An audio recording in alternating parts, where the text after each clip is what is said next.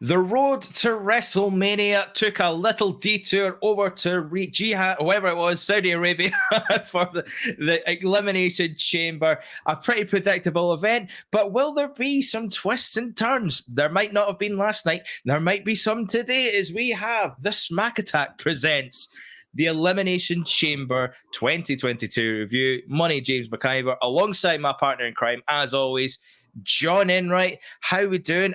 A Sunday fun day. A Sunday fun day, and all the better, to make it even better, we're going to bring in some more people. We're going to bring in the blow-off. We're going to make it big today because Elimination sucks so bad that we had to do something better. We had to make this such a star-powered event. We brought in the blow-off. So, ladies and gentlemen, let me introduce to you the one and only Doctor of NJPW, Doctor of Stardom, Doctor of Pop Culture, Doctor of everything in the world. Ladies and gentlemen, Mr. Michael Jargo. Bring him in now. There he is, Mr. J. We're glad to have you here. Thank you, sir.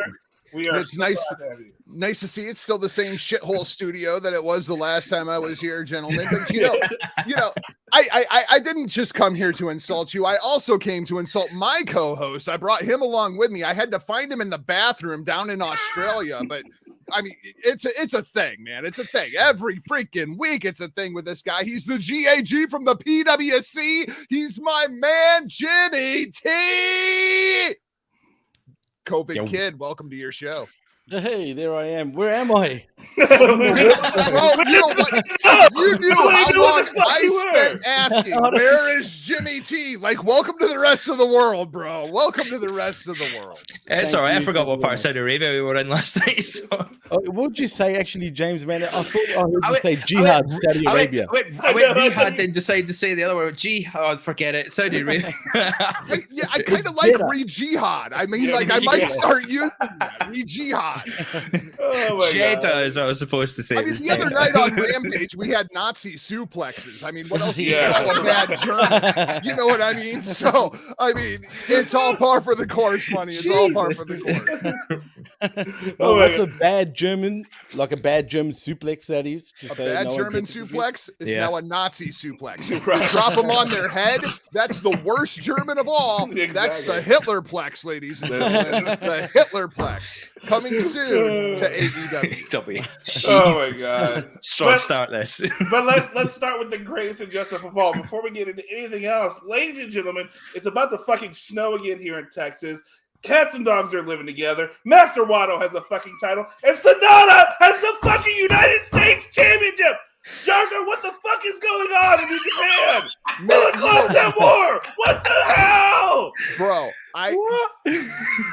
I am so frustrated with New Japan Pro Wrestling. Words that I don't think anybody at the Hami Media Group ever expected to hear me say. Me too. But I mean, it is unwatchable right now. I mean, between they have become the Japanese version of WWE with all of the stupid interference and the stupid gimmicks, and you got Yano running around still, and now we got Master Wato, like fucking the Japanese Harry Potter has the IWGP Junior Heavyweight Tag Team Championship. You got fucking Taguchi's running around with a title, and he doesn't even have his fro anymore. You got the Great Sonata. The Great Sonata has finally won singles gold in New Japan Pro Wrestling, and the world rejoices. And I went, they took that fucking belt off of Tanahashi? Exactly. That fast again? Yep. I mean, we've been building to Jon Moxley versus Hiroshi Tanahashi for what feels like a year and a half at this point. We can't even get him on the same goddamn continent. Tanahashi has won this championship twice to build to this match, and now lost it twice. And I mean, it's just, I like Sonata, but this was not the time. This was not the place. This was not the championship. But you know what? There is a saving grace, John Enright. Okay, please. To me, the biggest news of the weekend, Kairi Sane is back in Stardom. Yes. Welcome home, Kairi. Yes. And in true Stardom form, within about 5 minutes, she was thrust into 3 different creative programs. They continue to be the best promotion on the face of the freaking planet. Maybe we'll just do a Stardom podcast, because at this point, I've got Destino is kind of sitting on the back burner because until there's something good and worth covering, I'm not going through the aggravation of recording the show. Right. And by the way, Triple D is a huge Stardom fan, massive Stardom. He has Stardom for $9.99 in the end. So, maybe he's been bugging me to talk to you about doing Stardom. So it's the best wrestling promotion in the world. Not gonna lie. Can I just say? There you can I go. just quickly say, Jargo? If you're gonna make what's it called, Destino or Stardom podcast, does that mean you can call it Destina? Oh, yeah. Well, yeah. I mean, that would check out. Yeah. I mean, actually, you know what I'd probably say? I'd probably call it, because now there is a mission inside of the world of Stardom to blow up Queen's Quest, to have them no longer be a faction, which is long overdue. But so we call the show "God Save the Queens." Ooh, nice. that's a good one. I like that. Nice. That would be good. I mean, because let's be honest, right now with everything going on, with all these, Stardom has produced the best stuff in the last 6 months. I mean, last 2 years, man, it's been insane. But I mean, just the last 6 months, the way everything's kind of gone down, it seems like with New Japan has just taken a huge nosedive. I'm starting to go, all right, do I want to watch Noah now after watching, this Noah New Japan thing? I'm kind of like going, maybe I want to expand my world here a little bit, maybe check out Noah or something else, because New Japan is not doing it for me, which I never thought I would say. I never thought I would say that. That's just beyond my thought process whatsoever. And so in New Japan right now, you have the House of Torture Bullet Club bullshit going on. In Impact Wrestling, you have Switchblade Jay White turning on the Gorillas of Destiny to align themselves with the Good Brothers. In AEW, you have Adam Cole and Switchblade Jay White basically playing the same character, except one looks like he ate the other one. Right. And it's all over the freaking place. Like, you can't even keep the storylines consistent, because on New Japan Strong, the week before Switchblade Jay White shows up, he calls out Adam Cole. Right. Yeah. And now he shows up in AEW at Adam Cole's side. Like, the whole thing is so convoluted and preposterous that it's almost like there's not only too much wrestling, I'm watching too much wrestling, because as I watch all this crap, I can't even keep it straight in my mind. And now we'll probably just have like Cody Rhodes versus AJ Styles, so we can have the Bullet Club Civil War in literally every promotion on the face of the freaking planet that's not MLW. Sure, why not? Why not? I know. And that's before even Kenny Omega comes back from injury. Right. And of course, the real RVB has to come in and says, Jargo started with Japanese wrestling, but is terrified of midgets. That's a Chinese riddle. Come Good on, to see it. Man. Midget phobia is not something to be joked about. Willow is the scariest movie of all time. And you know what it is? It's not like, I can handle the dwarves. I can handle people that are short. But the midgets. Oh, it's the square heads, bro. It's the square heads. So you're not going to come, if I invite you to Midget Wrestling Show, you're not coming to Midget Wrestling Show? No. And it's also the reason that I can't get into Lucha Libre. So we talked about some twists and turns happening in the road to WrestleMania. Well, I have a little twist for this show, because a little bird got in touch with me this morning, asked a little question, knocked on the door, and I said, come on right in, make yourself a home, as always. So, ladies and gentlemen, I'll give him a second, but I want to bring onto the show to join us on this magical mystery tour that's the madness of professional wrestling for the next hour and a half, couple hours. Ladies and gentlemen, welcome back to the Smack Attack, the vet of Hammy Media Group. Yeah! Hello, my man. Oh, hey, guys.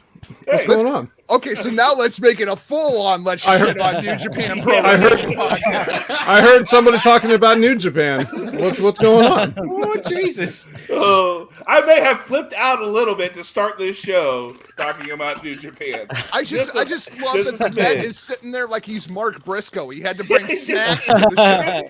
I was hoping it was popcorn. I was getting all giddy. I was like, they're not going to know. Actually, because I made a point of not telling you any of you. And I was like, it's going to be good. I'm not going to lie. I thought you were going to pop in like later on. But when you popped in there, I was like, here we go. This is how we're doing this. After we just spent this is how we do it. Like, after we spent the last 9.5 minutes shitting on New Japan, Get ready for some more. No. All that being said, I love New Japan. Carry on, fellas. And you Well, here's the no. For seriously, I heard everything you said, guys, and I just have to say, like, I'm sorry, I watch all this wrestling, so like, New Japan's gonna have to do a lot worse than that to make me turn on them, because I've watched this fucking trash every single week. I have to watch NXT 2.0, guys. What do you think New Japan could possibly throw at me? Can we have a little moment to appreciate your service to the community? I have to watch Impact Wrestling, guys. Okay. I have to watch Impact Wrestling. I have to talk about it like it's a real thing. You know what I mean? Like, Can you explain to me just what the hell is going on down there? The whole Jay White turning on God, aligning himself with the Good Brothers. Like, what the hell is going on? Wait, aren't they aligned with Violet by Design? Like, the last I saw, they were like with them. I'll tell you what. I don't even know, because I didn't even watch the episode yet. That's how much I don't care to do this. I always push it off to the last possible second. And since we record late Monday night for me, I usually end up watching it sometime in like the early Monday afternoon. So I haven't even watched the latest episode. But I was thinking about this. Spoiler alert. Yeah, right. Yeah, a little late. What this is what I want to say to, like, I've been thinking about it a lot, particularly this week, because I see a lot of negativity on social media from fans, from other wrestlers, from, just it's a lot of negativity about, and there's a lot of talk about ratings and, oh, is this company doing this or that? Like, what the fans are talking about the business, like, like they really know anything about what they're talking about. So what I have had to do as a fan and a former wrestler is I have to look at the entire business as a la carte. Like, I cannot say, oh, I love this promotion and only this promotion, I got to stick with them. I have to look at the talent that I like, and I just have to watch what they do, where they do it, and just enjoy that. It has to be separate. Wrestling will never be good again. I'm sorry to break the news to you. It will never be good again. It's questionable if it was ever good or if we were just too young and dumb to realize how bad it was then. So like, you take a guy like a Jay White, and I don't look at the promotion and what they're doing. I just look at him and, like, what does he do with his time? I didn't get a chance to listen to the Rampage Uncaged, but I'm sure you guys had great things to say about Jay White and how he what's the word? How he represented himself in the 20 or so minutes that he had, for all the people that are saying, who the fuck is Jay White? I don't care about Jay White. Like, I hope he was able to show those guys enough. I can't wait to hear what Jim Cornette says about it, because there's no way he won't love it. Like, if he has any wrestling sensibilities at all, which we all know he does. So I can't wait to hear him put it over. But yeah, so as far as that match goes, Bet, I get the only question that we asked. It was a good match between Jay White and Trent on Rampage. Was it too good of a match? Was that the match that Jay White needed to have for his debut, or would it have been better to have him just go out there and squash somebody in 3-4 minutes and present him like he's a big deal? He went out there and went 20 minutes 50-50 with Trent. I will say, no, that is what it needed to be, because what Jay White does that's so good, that's different from everybody else, is the things that you can't do in a squash match. Any guy can go out there, and it's AEW, and they have. Any guy can go out there and rattle off a series of moves, and then that's the, and even though AEW has more competitive matches, but we know what that looks like when a guy does moves. The moves don't matter. It's the little things of, like, the stuff like Jay White, like when he's getting ready to run Trent into the barricade and he's like, "Hi, ladies," those are the kind of things that set him apart. So you need to give him a little bit of time, and the way he sells, like he's, like he has no bones in his body. You know what I mean? Maybe Trent's not the guy to be doing that for. If there's anything in that match that felt off or weird, I'm going to blame Trent. I won't blame because Trent sucks. He's never gonna he's already reached the ceiling. Some would say he's climbed up and stood on top of the ceiling and he doesn't belong there, but this is as good as he's ever gonna get. So if there's anything missing from that match, it's Trent's fault, and Jay White did very well. But but now we get to look forward to Orange Cassidy. Orange Cassidy and Jay White. Boy, talk about a feud I never thought that I ever in my life. You never wanted that. Yeah. Well, he'll get him more over than Jericho did.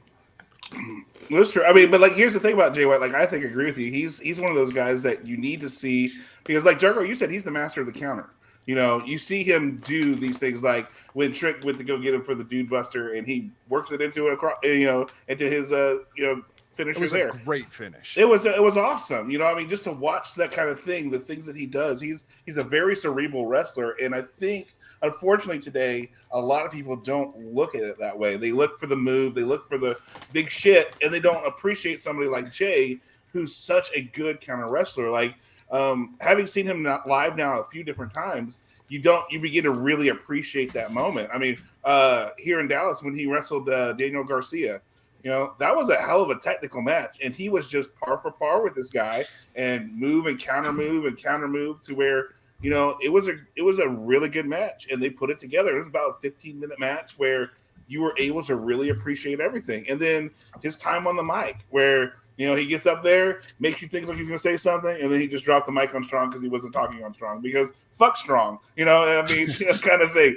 And so you feel like he's going to say something, and he just drops and walks off and, you know, just makes you feel like, you know, you're not worth his time, you know, because it's Strong. Fuck Strong, you know. And it's those kind of things that he does that really makes him, I think, one of the more unique and better wrestlers today that people aren't appreciating.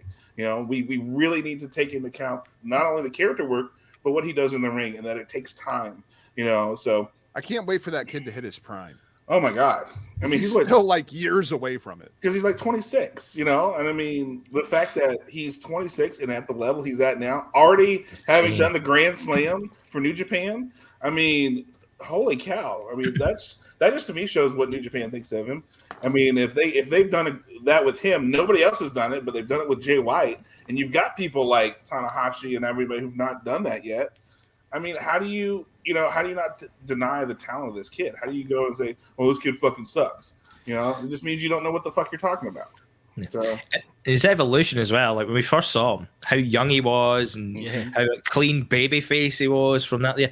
And as he's kind of progressed over the last few years, you see him physically and evolve. Like not just how he performs in the ring, how he does his promos, how his sort of mannerisms are in the ring and when he interacts with other people, even how he looks, though the beard's grown, he's a bit more kind of hard-edged. This is just something special to watch over the years. And to think he is only 26, it's only going to get better for him. Yeah, absolutely. It's one of the few where I'm like, don't go to WWE. Just avoid for as long as you can. Work. It just wouldn't work. The way that he performs, he needs 15, 20 minutes in order to do what he does. I don't think Jay White could go out there and get himself over in a 6-minute match. It's just not the way that he is presented. Right. It's a waste of his time as well, if you did that. It's a waste of his time doing that as well. Speaking of a waste of time, should we make our way in towards Elimination Chamber? I had some thoughts on how we should do this. So what I was thinking, right, is we start off, we talk about a match, and then we have about 10, 15 minutes of adverts and video segments, right? We'll do that, and then we'll come back, we'll talk about another match, and then we'll do a few of those. They're only about 5 minutes at the match, so it's all good. We can just do 5 minutes each match. And then before the last one, we just spend half an hour doing nothing. And then, okay, all right, guys. No worries. What a mess of a put together. If you were kind of booking this as a Premier Live event, as they like to call it, fuck me. This is not what you want for this. Is an absolute. This was a 2-hour show at best, masqueraded as a 3-hour show. I mean, they had so many piss breaks in between matches. I mean, and then I think at one point it was enough for me to go take a shit and come back. So, you know, that was long enough for Jimmy T to go to the bathroom and come back and not miss a match. I mean, you know what, guys? I mean, to be honest, I didn't actually think it was too bad. I actually thought this was the best blood money that we've had ever. To be honest, I'm dead serious. Wait, Jargo. I think Jargo, you gave us some of the ratings for some of these matches. Do you want to break it to Jimmy T what some of these ratings were? I mean, this is just absolutely ridiculous. Number one, we're talking about how Jay White needs 15, 20 minutes to go out and do a Jay White match. The longest match on this show was 16 minutes. And that was the women's Elimination Chamber match. Which was good. I thought the women's chamber match was actually pretty good. Yeah. Reigns versus Goldberg got 1 star from Wade Keller. The women's elimination chamber match got 3. That was the best match on the show. Rousey Naomi versus Charlotte and Sonya, 1 3/4 stars. Match went 9 minutes. Drew McIntyre and Madcap, 2 1/4 stars. Match went 10 minutes. Becky and Lita got 2.5 stars. Match went 12 minutes. That many? Usos versus Viking Raiders. Match never actually happened. Men's elimination chamber match, 2 3/4 stars. Match goes 15 minutes. I mean, boy, I never watched these Saudi shows, but if there was one worth skipping, it sure sounds like it was this one. Well, you could predict the whole show from start to finish. Like if you're invested in the results, then what you got? I just want to say, full disclosure at the top, I didn't watch not 1 second of this show. I just wanted to hang out with you guys. So I'm looking forward to hearing about it from you. Maybe you'll inspire me to check out the show. But it doesn't sound like it is right off the bat. We're not doing that. So, oh my god! Hey man, seriously, like when you compare it to the other Blood Monies, right? I do personally think it was actually the best one. I'm not saying it was a great pay-per-view, but it was the best one in my opinion. I don't know. I thought last year's Crown Jewel with the King of the Ring tournament was the better one for me. I preferred that one out of the two. But that was a good. But that was a really as a show. It was actually done the job quite well. There were really good matches, and it kind of helped their case for doing shows at Saudi Arabia. This was the other way around. This was not it. This was not it. Well, in terms of booking, I'm not talking about that, but in ring work, I thought it wasn't too bad. No, Wade Keller disagrees with you. Yeah. Honestly, I'm being dead serious. I thought Crown Jewel had some great matches on it. That's kind of where I was coming from. Yeah. Fantastic stuff. I'd go back and watch that now and again. This one, no, maybe not so much. Roman Reigns. That first match, I mean, was set the pace for everything. I know we knew it wasn't going to last long. It's Goldberg. It's fucking Goldberg. He already looked like he was gassed by the time he got out there, as usual at this point. And then, hey, come on, man! It's a long walk down to the ring. Give him a chance. Right? Come on, or 57 or whatever. He's 50 something at this point. And but still, already has the blood on him because he's banging his head on shit still. Goldberg looked like he was going to have a heart attack and die sitting down next to Michael Cole on SmackDown. I know, right? Like that whole moment of like, "Hey, Michael, you're my bud," like whatever that shit was. Yeah, is he saying his goodbyes? Like, what's? I know, right? I got another run. I think we had you and I warning. talked about that it was just the weirdest interview ever. And then he comes and does this shit, and then you're like, okay, the end though. I have to admit, the end was unique in the sense of he's going to go for the jackhammer, and then we're going to grab a guillotine and choke him out. He didn't tap. He choked out. And he went down like a warrior, is what he did. Yeah, I guess. But at least give that. They gave him a decent end to that thing. They made it somewhat decent, but it's a Goldberg match. It's going to be a 1-star match. It's not going to be great. You got two guys who just want to spear the shit out of each other for no reason. And the spear, by the way, in wrestling, I don't know. I can't. It was a hard. Yeah, it's overplayed. Big time. With full disclosure, I was done with Bill Goldberg in like 1998. All right. Oh yeah, me too. I couldn't stand Goldberg. I've just been over this guy. But are we done now? Like that supposedly that was the last match on his deal. Are we going to continue bringing Goldberg back? When's the last time Goldberg won a match? If Bin Salman wants him, they'll get him. They will. I would be surprised if they bring it back for WrestleMania. If they find, because they're trying to stack those cards up for the next 2 nights. But the problem is Goldberg hasn't won a match in so long that he is what he is at this point. He's just an old guy who goes out there and tries real hard and gets beaten 5 minutes. Like, at what point do we put Grandpa Goldberg on the bench? You know what I mean? Because it's a law of diminishing returns at this point. Not only is he old Goldberg, like, he's not even a threat anymore. He hasn't won a match in God knows how long. Yeah. It doesn't help that almost every time he's booked in, it's a title match. It's not just a showcase event. It's genuinely a title match that he gets put into. So who's wanting to see Goldberg as a champion at this stage? of his career. Nobody believes that he's going to actually win the match. It's just the law of diminishing returns at this point. Yeah. And that's the problem is, we think nostalgia is great and cool, but at some point nostalgia has to stop. We have to remember the person for what they were, not what we're seeing at this point. I know like this year, and then Jargo, I know you're a champion of this, the Undertaker being the only person to go into the Hall of Fame this year. I'm cool with that because let's be honest, Undertaker is a person who, even despite the fact that we had that AJ Styles match, that was still a good cinematic match, a good way for me to see Undertaker one last time to go out and something along those lines. You can't do that with Goldberg. You can't have a cinematic match with him. You can't do something. So stop ruining what he is and let us have somebody like, just let it end, bring him in. We have Undertaker doing this year. Let that be the case.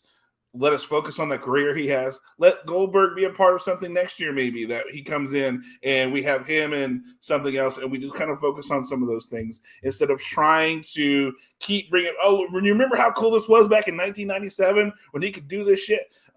Yeah, but that was 97. That was fucking 20 years ago. I'm not even necessarily opposed to Goldberg. It's just use him properly, right?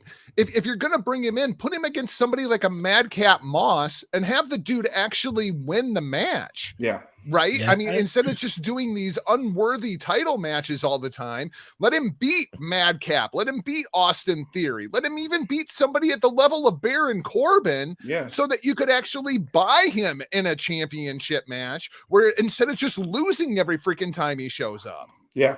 Exactly. Build them up. Build them up like you should have done. Like they did in 1997. Exactly. Yeah. Exactly. It's bad enough that they show highlights of him from 97. I think they shouldn't even show that stuff, man, if he's going to wrestle right now. But for a 52-year-old, he's pretty jacked, man. I think he looks great. Seriously. I could buy him in a matchup against R-Truth, but I can't against Roman Reigns because all they've done is show me that Goldberg's a loser, and he has been for the last 3 years. Yeah. Not just that, he looks too old, man, anyway. Like, he shouldn't really beat Roman Reigns. He really shouldn't beat anyone at the top of their game. But you're right, he needs to get something under his belt. He hasn't won since he's won the Universal title, probably. And that was what? How long ago? 3 years that's ago. 2018, at 2, least. 3 years, yeah. 2018, sure it was it not? Yeah. Something like that. Yeah. But and that's the problem is, okay, yeah, he looks great, but does that necessarily mean we need him to wrestle? Right. I don't, maybe he lives in Texas now. Maybe he could be, part of something as a host of something for WrestleMania week, a Q&A or something like that. But I don't need to see him in the ring anymore. I don't need to see him, doing stuff. He's doing stuff like, getting on knife or fight shows and gun shows and Dodge commercials to like tell people, hey, you can win a Dodge and be chief donut operator. I'd rather see him do that at this point.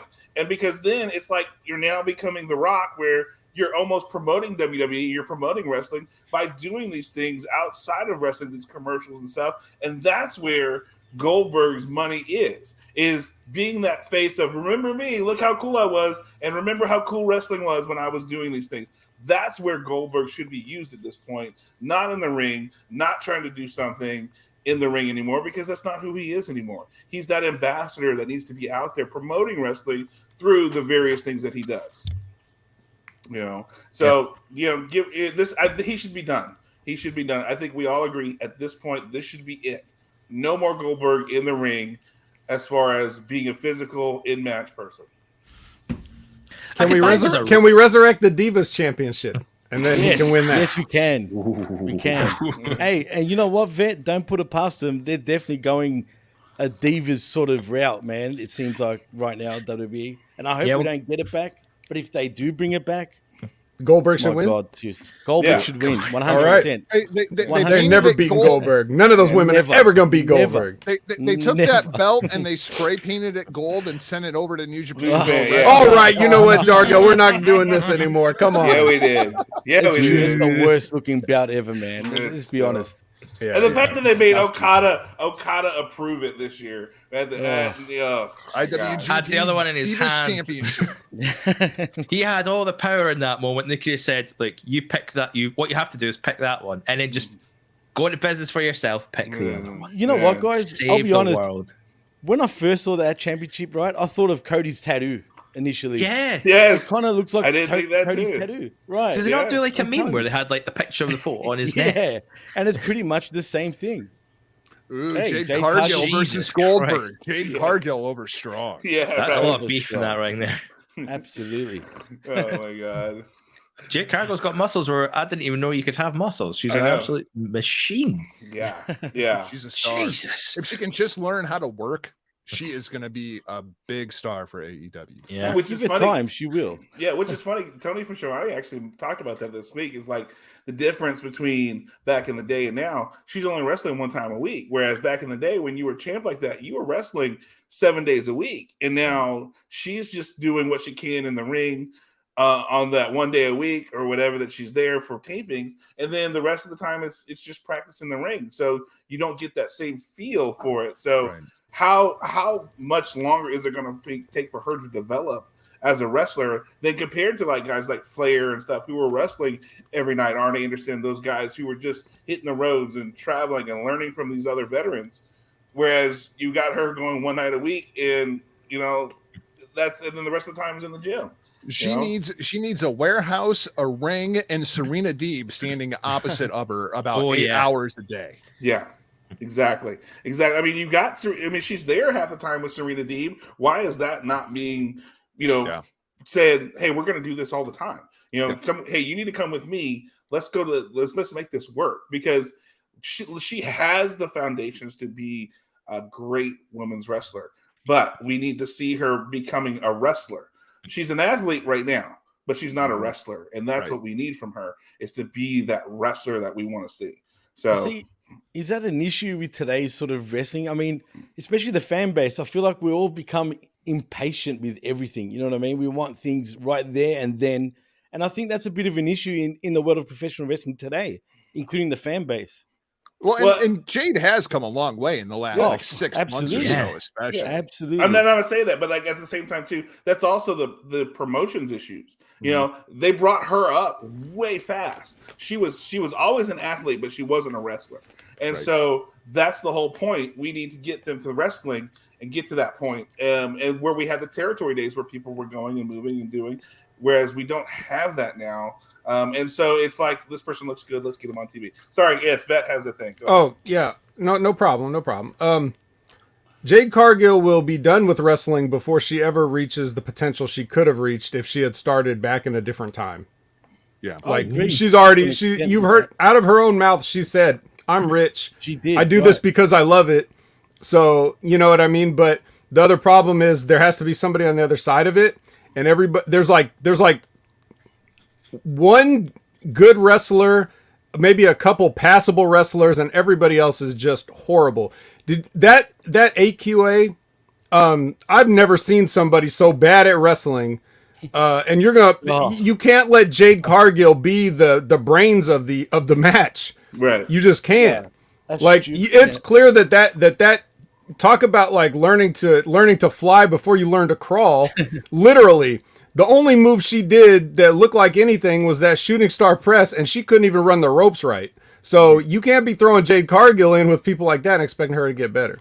This is the same promotion that thought that giving us Paige Van Zant versus Brandy Rhodes would be somebody that anybody wanted to watch. Oh, yeah, definitely. But I just want to touch on one thing. Vet, you're spot on, man, because WWE actually was trying to sign her right before she signed with AEW. And you know what WWE was saying, like, and they weren't sure about signing her? That she's probably not going to be in it for the long haul. That's what they were worried about. That's what they actually said to her. And she came out and said that on a podcast sometime last week. Mm-hmm. So, Vet, you're spot on, dude. Yeah. Apparently, Media 5 says the ref was calling the spots in the Cargill AQA match, and you can hear the ref calling the spots.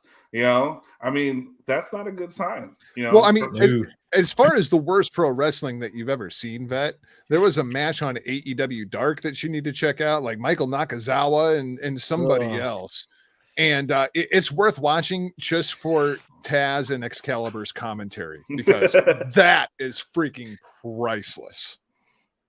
Oh my God. I mean, when Taz is literally saying on commentary, what the hell just happened there? I mean, well, that's what Dark is for. It's got to stay dark. I mean, Spot on. But yeah, to what Jimmy was saying, like I'm kind of glad that she didn't go there, because that's some bullshit that they would pull out. We don't know if you're in this for the dude. Yeah. Since when do they give a fuck about who's in it for the long haul? Yeah, they're looking to wring every last anything out of anybody, or at least they used to be. Now they don't even know what they're doing anymore. But anyway, it's a good thing she didn't go there. They would have just tried to rib her and make her quit and all this other shit, and she's in a much better position now. And definitely. So. Well, I mean, to segue back to Elimination Chamber, who would you rather have right now? Jade Cargill or Bianca Belair? Jade Cargill easily. Yeah. Jade Cargill for me. Yeah. That's pretty tough. I was going to say Bianca Belair because she's already a rounded package as a wrestler. I mean, you're right in saying that Jade's probably got more potential of star power. She's got way more potential. Bianca Belair is not as over as you think. I think personally. Yeah, I agree with that. Yeah, but I think part of that's also down to WWE kind of shooting themselves in the foot, cutting off their nose to spite their face. They had a great chance with her, and in the second Becky Lynch, but we're talking not even 5 minutes back, done. Over. It's like she was done right after that match. Yeah, it was already a recovery job from the off. There's like we got her at the match at WrestleMania. Spoiler if you're wanting to get the results of this, but like this is the recovery job now. We've got to get her to WrestleMania to get that win back that she probably should have got, or probably didn't even have to try and get back in the first place.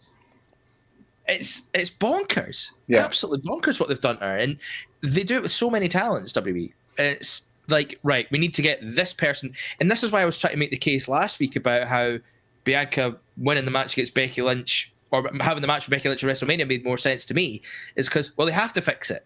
Because Ronda and Becky aren't going to be here forever. Charlotte's not going to be here forever. They need someone to fill the void.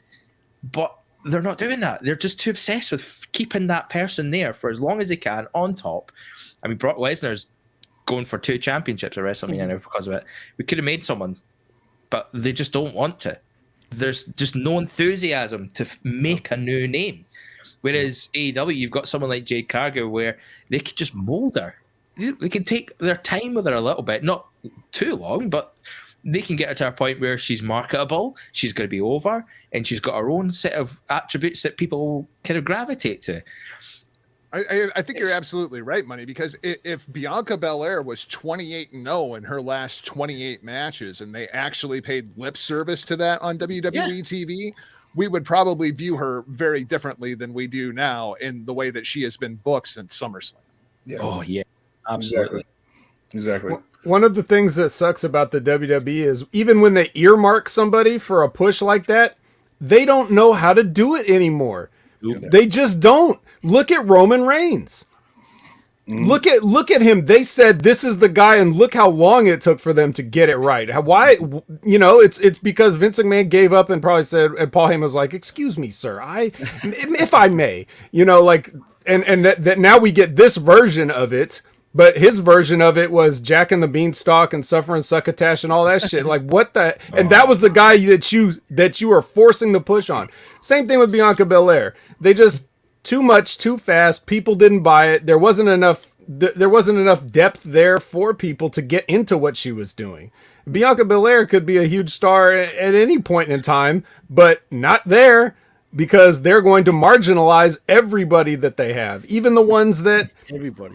Yeah, until Vince and or whoever just gives up on whoever they have their eye on and gives it to somebody that knows what the fuck they're doing, then nobody's going to get over. Right. So speaking of that's where we're at with that. Yeah. Go ahead. Oh, I'm sorry. Well, go ahead. I think what's interesting about what Vet just said is kind of what we were talking about with New Japan, even at the beginning of the show. Mm-hmm. And then Vet, you brought up that there's so much negativity going on inside of the IWC. And the problem is the booking and the creative. Like we are seeing some of the best pure wrestling matches globally 100% that we have ever seen, as far as like the quantity of them and the quality of them throughout the course of the year. I mean, we've had, I don't know, a half a dozen 5-star matches already just early on in 2022, but the creative and the stories and the way they're being told inside of the booking by all of these companies at this point is just absolute trash.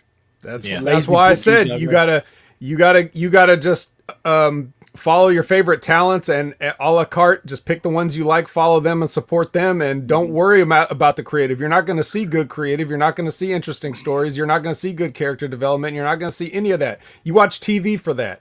Don't watch pseudo sports for that.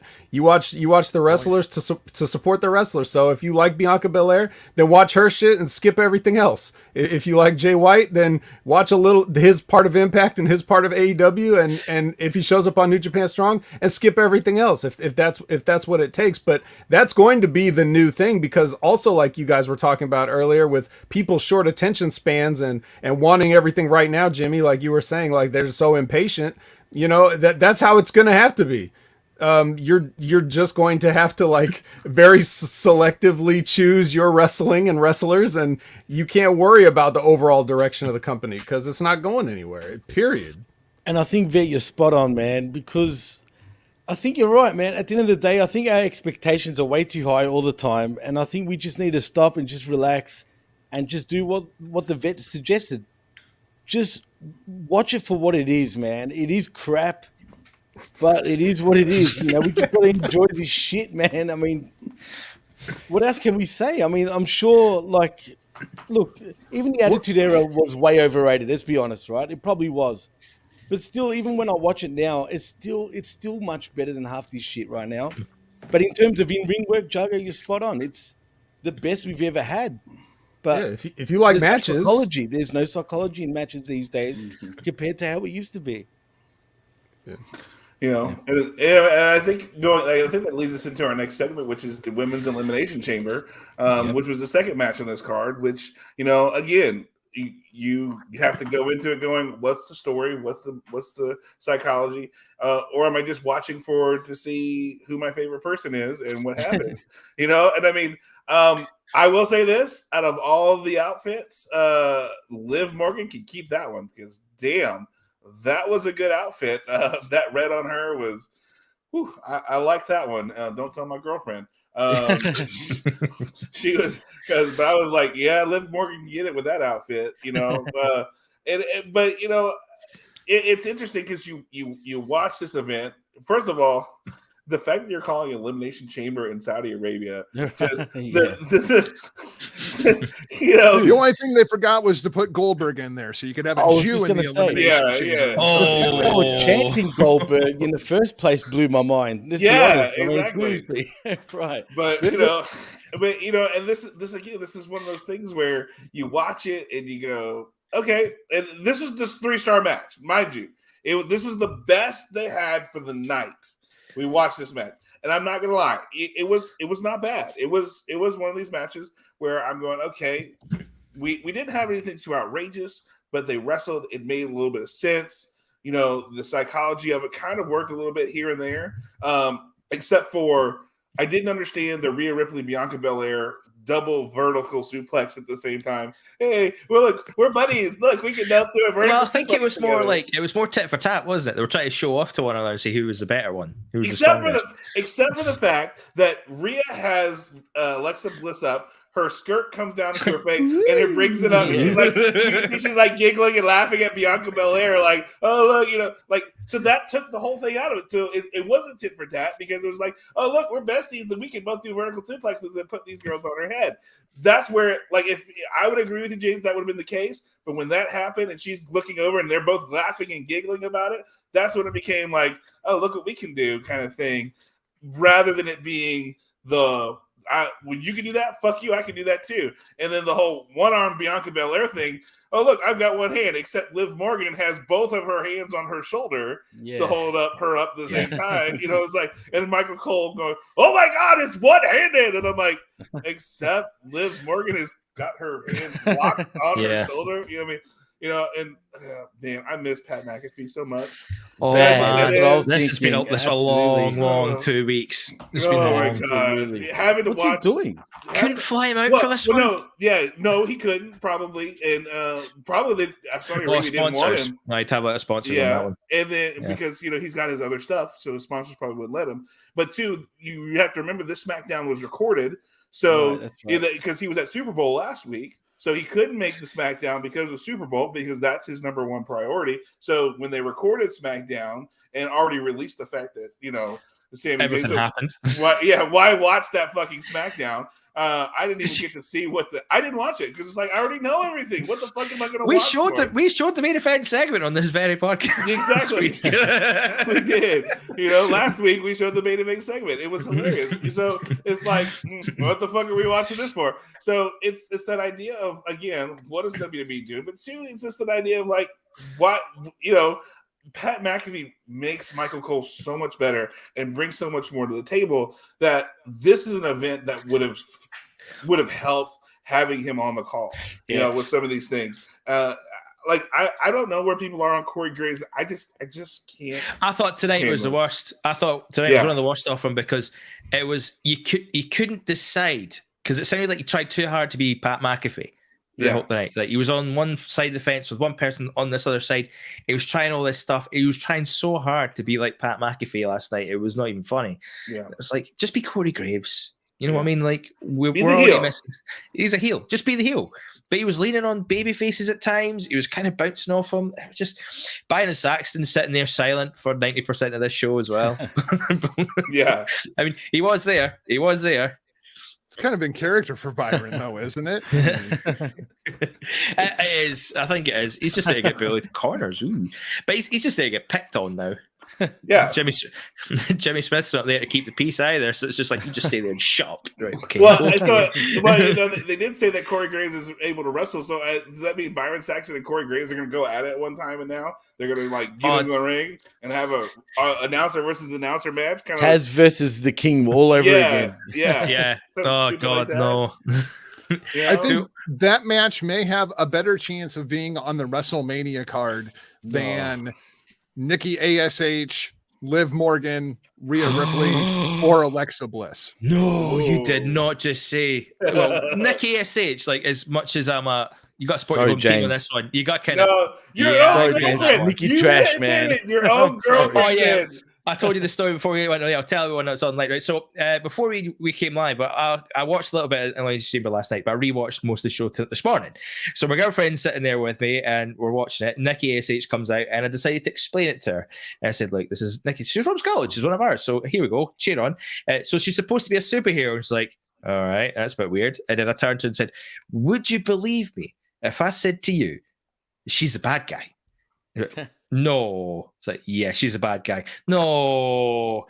And then 20 seconds later, she stands in the ring and she goes, "No, get it off. Turn it off. She's getting on my tits." I was like, she's not even said a word yet. She just got to the ring. I was like, I mean, she's right, but that's the biggest annoyance I have. It's like, we've turned her heel. We've done nothing. We've just kept her the same. It's like, why? Why do this? Why do this to her? That's why I say this, Money, because obviously Bianca's going to be facing off with Becky. Right. And then we'll also have the SmackDown Women's Championship program. Are any of these other women going to find themselves on the show unless they do like a big battle royal or something? Alexa Bliss has got to get a spot on this, surely. Like, having her there, you can't not put her on the card at some point. In that match, man. Yeah, she had a great match. It's a shame that I thought it was a shame for her that she had to come back in this match, knowing full well that Bianca Belair had to get the win. Be a bit of cannon fodder on this. It's like, spot on. At one point, I felt like she deserves to actually win the match. Yeah, well, really. And great. What a waste of a comeback, really, knowing we couldn't have put this off till Monday and have her come back in a match where she wins and, maybe build up to look forward to giving her a push right after WrestleMania. Or even just like, or you could have had her say, like, "I'm going to be at Elimination Chamber. I'm going to keep an eye on what's going on." Have her about. And then, even though she's not quite what she was when she left, she's still got this mischievous, evil side to her, where she could have set up a feud with Rhea Ripley quite easily. Rhea Ripley's getting Nikki ASH out in the rearview mirror. Alexa Bliss decides to play some silly buggers and kind of interfere or cause problems, and then, there's a nice little middle of the road night one WrestleMania match that people can enjoy and have a little bit of a story going in it, and both will do quite nicely. But we got to feed Bianca Belair. I like Bianca Belair, to be fair, but it's felt a bit like we fed them all to her again. Just get the win, get her over with. I mean, it damages her, dude, as well. Yeah. Like, I feel like it damages Bianca Belair by doing that, but that's WWE. Yeah, which we've seen that with this booking with Roman and Brock and all that, Bobby Lashley and all this bullshit that they're going back and forth with. I mean, it's not helping their storytelling at all. It's not helping the wrestlers at all. I mean, it's keeping everybody down. It's I mean, and this Elimination Chamber match. I mean, there were some good things going on by some people other than Bianca Belair, and it's like, okay, but they're all fucked because. Like Jargo says, I agree with you, Jargo. Where are you going to put these women other than a battle royal? They're going to have what they were going to call the Great Moolah Battle Royal, which now they don't because, Moolah got canceled. So it's the women's battle royal that they'll have. So this is where they're going to make their appearance. And that's it. I mean, some of these ladies did some good stuff in this ring tonight and deserved to get a spotlight at WrestleMania. But the best they're going to hope for is a Rumble, is a Rumble spot. Or a tag team turmoil match like we did last year. Yeah, some bullshit like that, Oh, hey, let's bring back the Bella Twins and let's throw in, Alexa Bliss and Rhea Ripley. Let's have them work together, some bullshit like that, They should call it. They should call if they do have a battle royal at WrestleMania, they should call it the Sherry Martel Battle Royal. I mean, I think she would be the perfect, the sensational Battle Royal. Even that, absolutely. I mean, those are all great points. But again, that's where these people are. This is where the people who work their ass off in this Elimination Chamber match are going to get their shine at WrestleMania because we have nothing until WrestleMania. I mean, there's no other pay-per-views. There's nothing else, which is weird because, last year we had, at least 2 more going into WrestleMania. Now we're having Elimination Chamber and then nothing until WrestleMania, which in a way it's a long 6 weeks to get there now. Yeah, but that's the question. Can we trust WWE to give us 6 weeks of programming to build to WrestleMania? I mean, you know how insane it sounds like there's 6 weeks until WrestleMania and we're advocating for a pay-per-view in between because we don't trust WWE to tell us a story that goes on for 6 weeks. Yeah. They used to be good at that. They used to be good. Right. They used to do Rumble to Mania, nothing in between. Yeah. By comparison, the CM Punk MJF feud started like the day before Thanksgiving. And that's wow. Ooh. I mean, and look at the payoff. We're getting that. I mean, that's again, but like here's the thing. It's formulaic with MJF, right? We've seen this now 3 times with different people. We're going through the stages of different things to get to MJF. He's insulating himself, but it just makes him that much more of a bigger heel asshole because it's like, no, you can't touch me. You can't touch me. Like you're gonna have to go through this. You're gonna have to do that until the point where people are so pissed at him that we get him in a cage match or now a dog collar match or different things along those lines. And yet, what happens? AEW says we're going to let MJF walk out of this and go, look at me. I happen to beat this guy. And then he's got even that much more heat on the fact that the top of the guy knows how to generate heat naturally to begin with. I mean, it's a very, even though it's formulaic and we see the same thing every time, it's done well every time with different little twists to where I'm still interested. I'm not, CM Punk has gone through the Inner Circle and, so just like Cody did, just like Jericho did, but just in a different enough way every time to where I'm still invested and really want to see MJF get the shit kicked out of him. And yet some way he finds a way to get out of it because he's that Weasley guy. That's storytelling. That is good storytelling. And we have to depend on WWE to give us 6 weeks of that before WrestleMania to watch in one of the biggest stadiums in the world here in Dallas, Texas, which, by the way, I'm not going because fuck that shit. I ain't paying that kind of money. Not for that many hours either. Oh, dude. my God.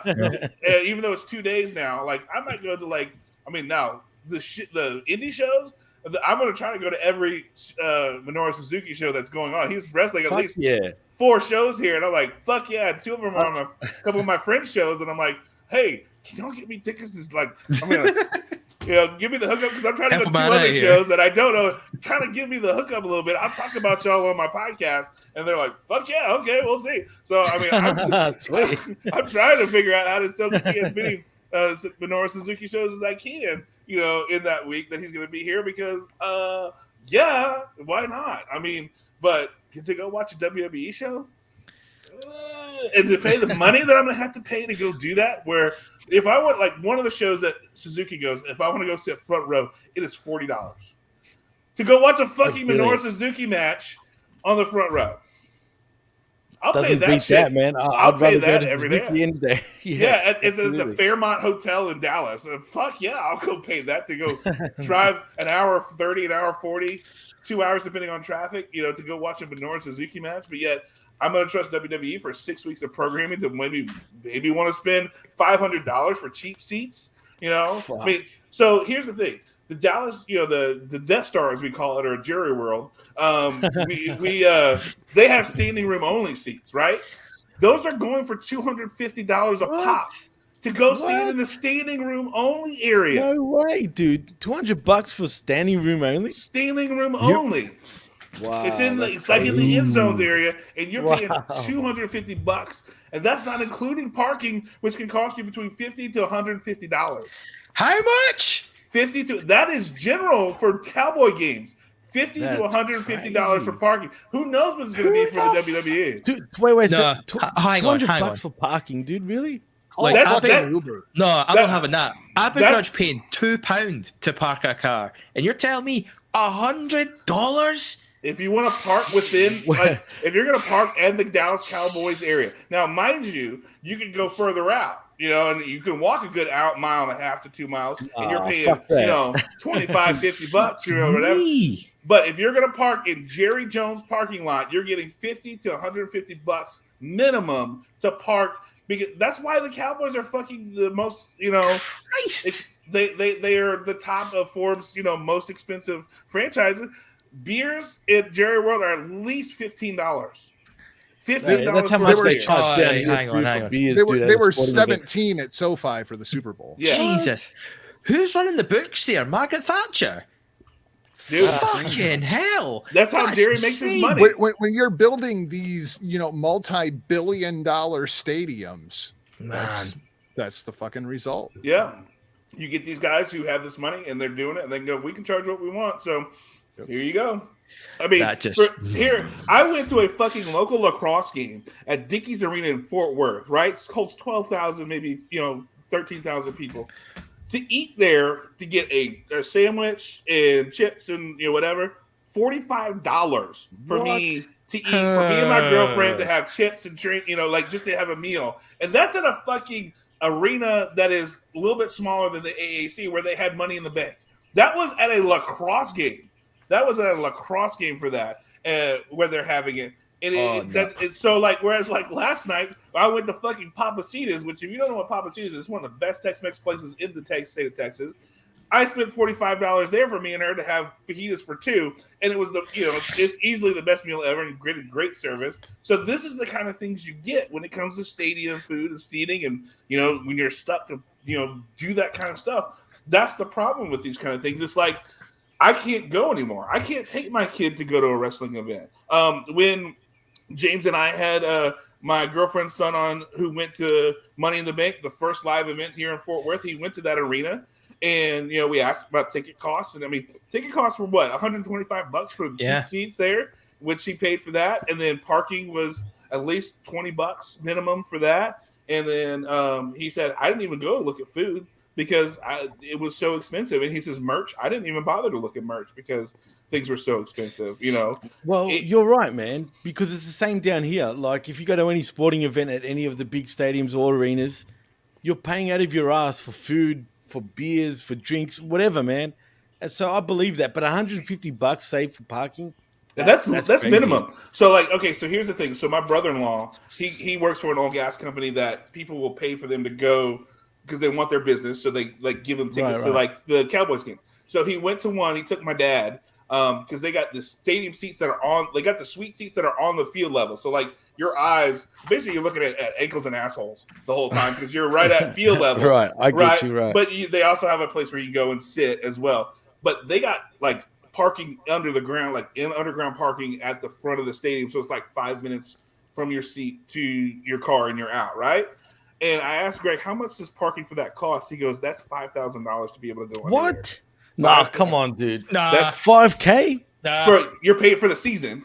for the season. But still, all right. That's different. I was gonna but say, he said, but still, you $5,000 for 8 games. For 8 games, that's still a massive amount of money. Actually, that's true. For 8 games, that's massive. That's massive. That's man. insanity. That is insanity. But it's Jerry World. People pay that shit here in Texas to go watch the Cowboys play. And I mean, I don't even want to know what and they stink. And they suck. Yeah, and which I'm happy for. And I'm fucking happy for. I hate the Cowboys. $625 a game To park. Wow. To park.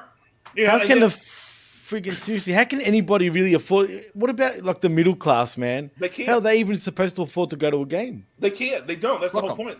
Like all the corporate, everything lower deck is corporate. It's all corporate. So like that suite was owned by this company who gives the tickets away for people to come to show off that we have this. So all PSLs.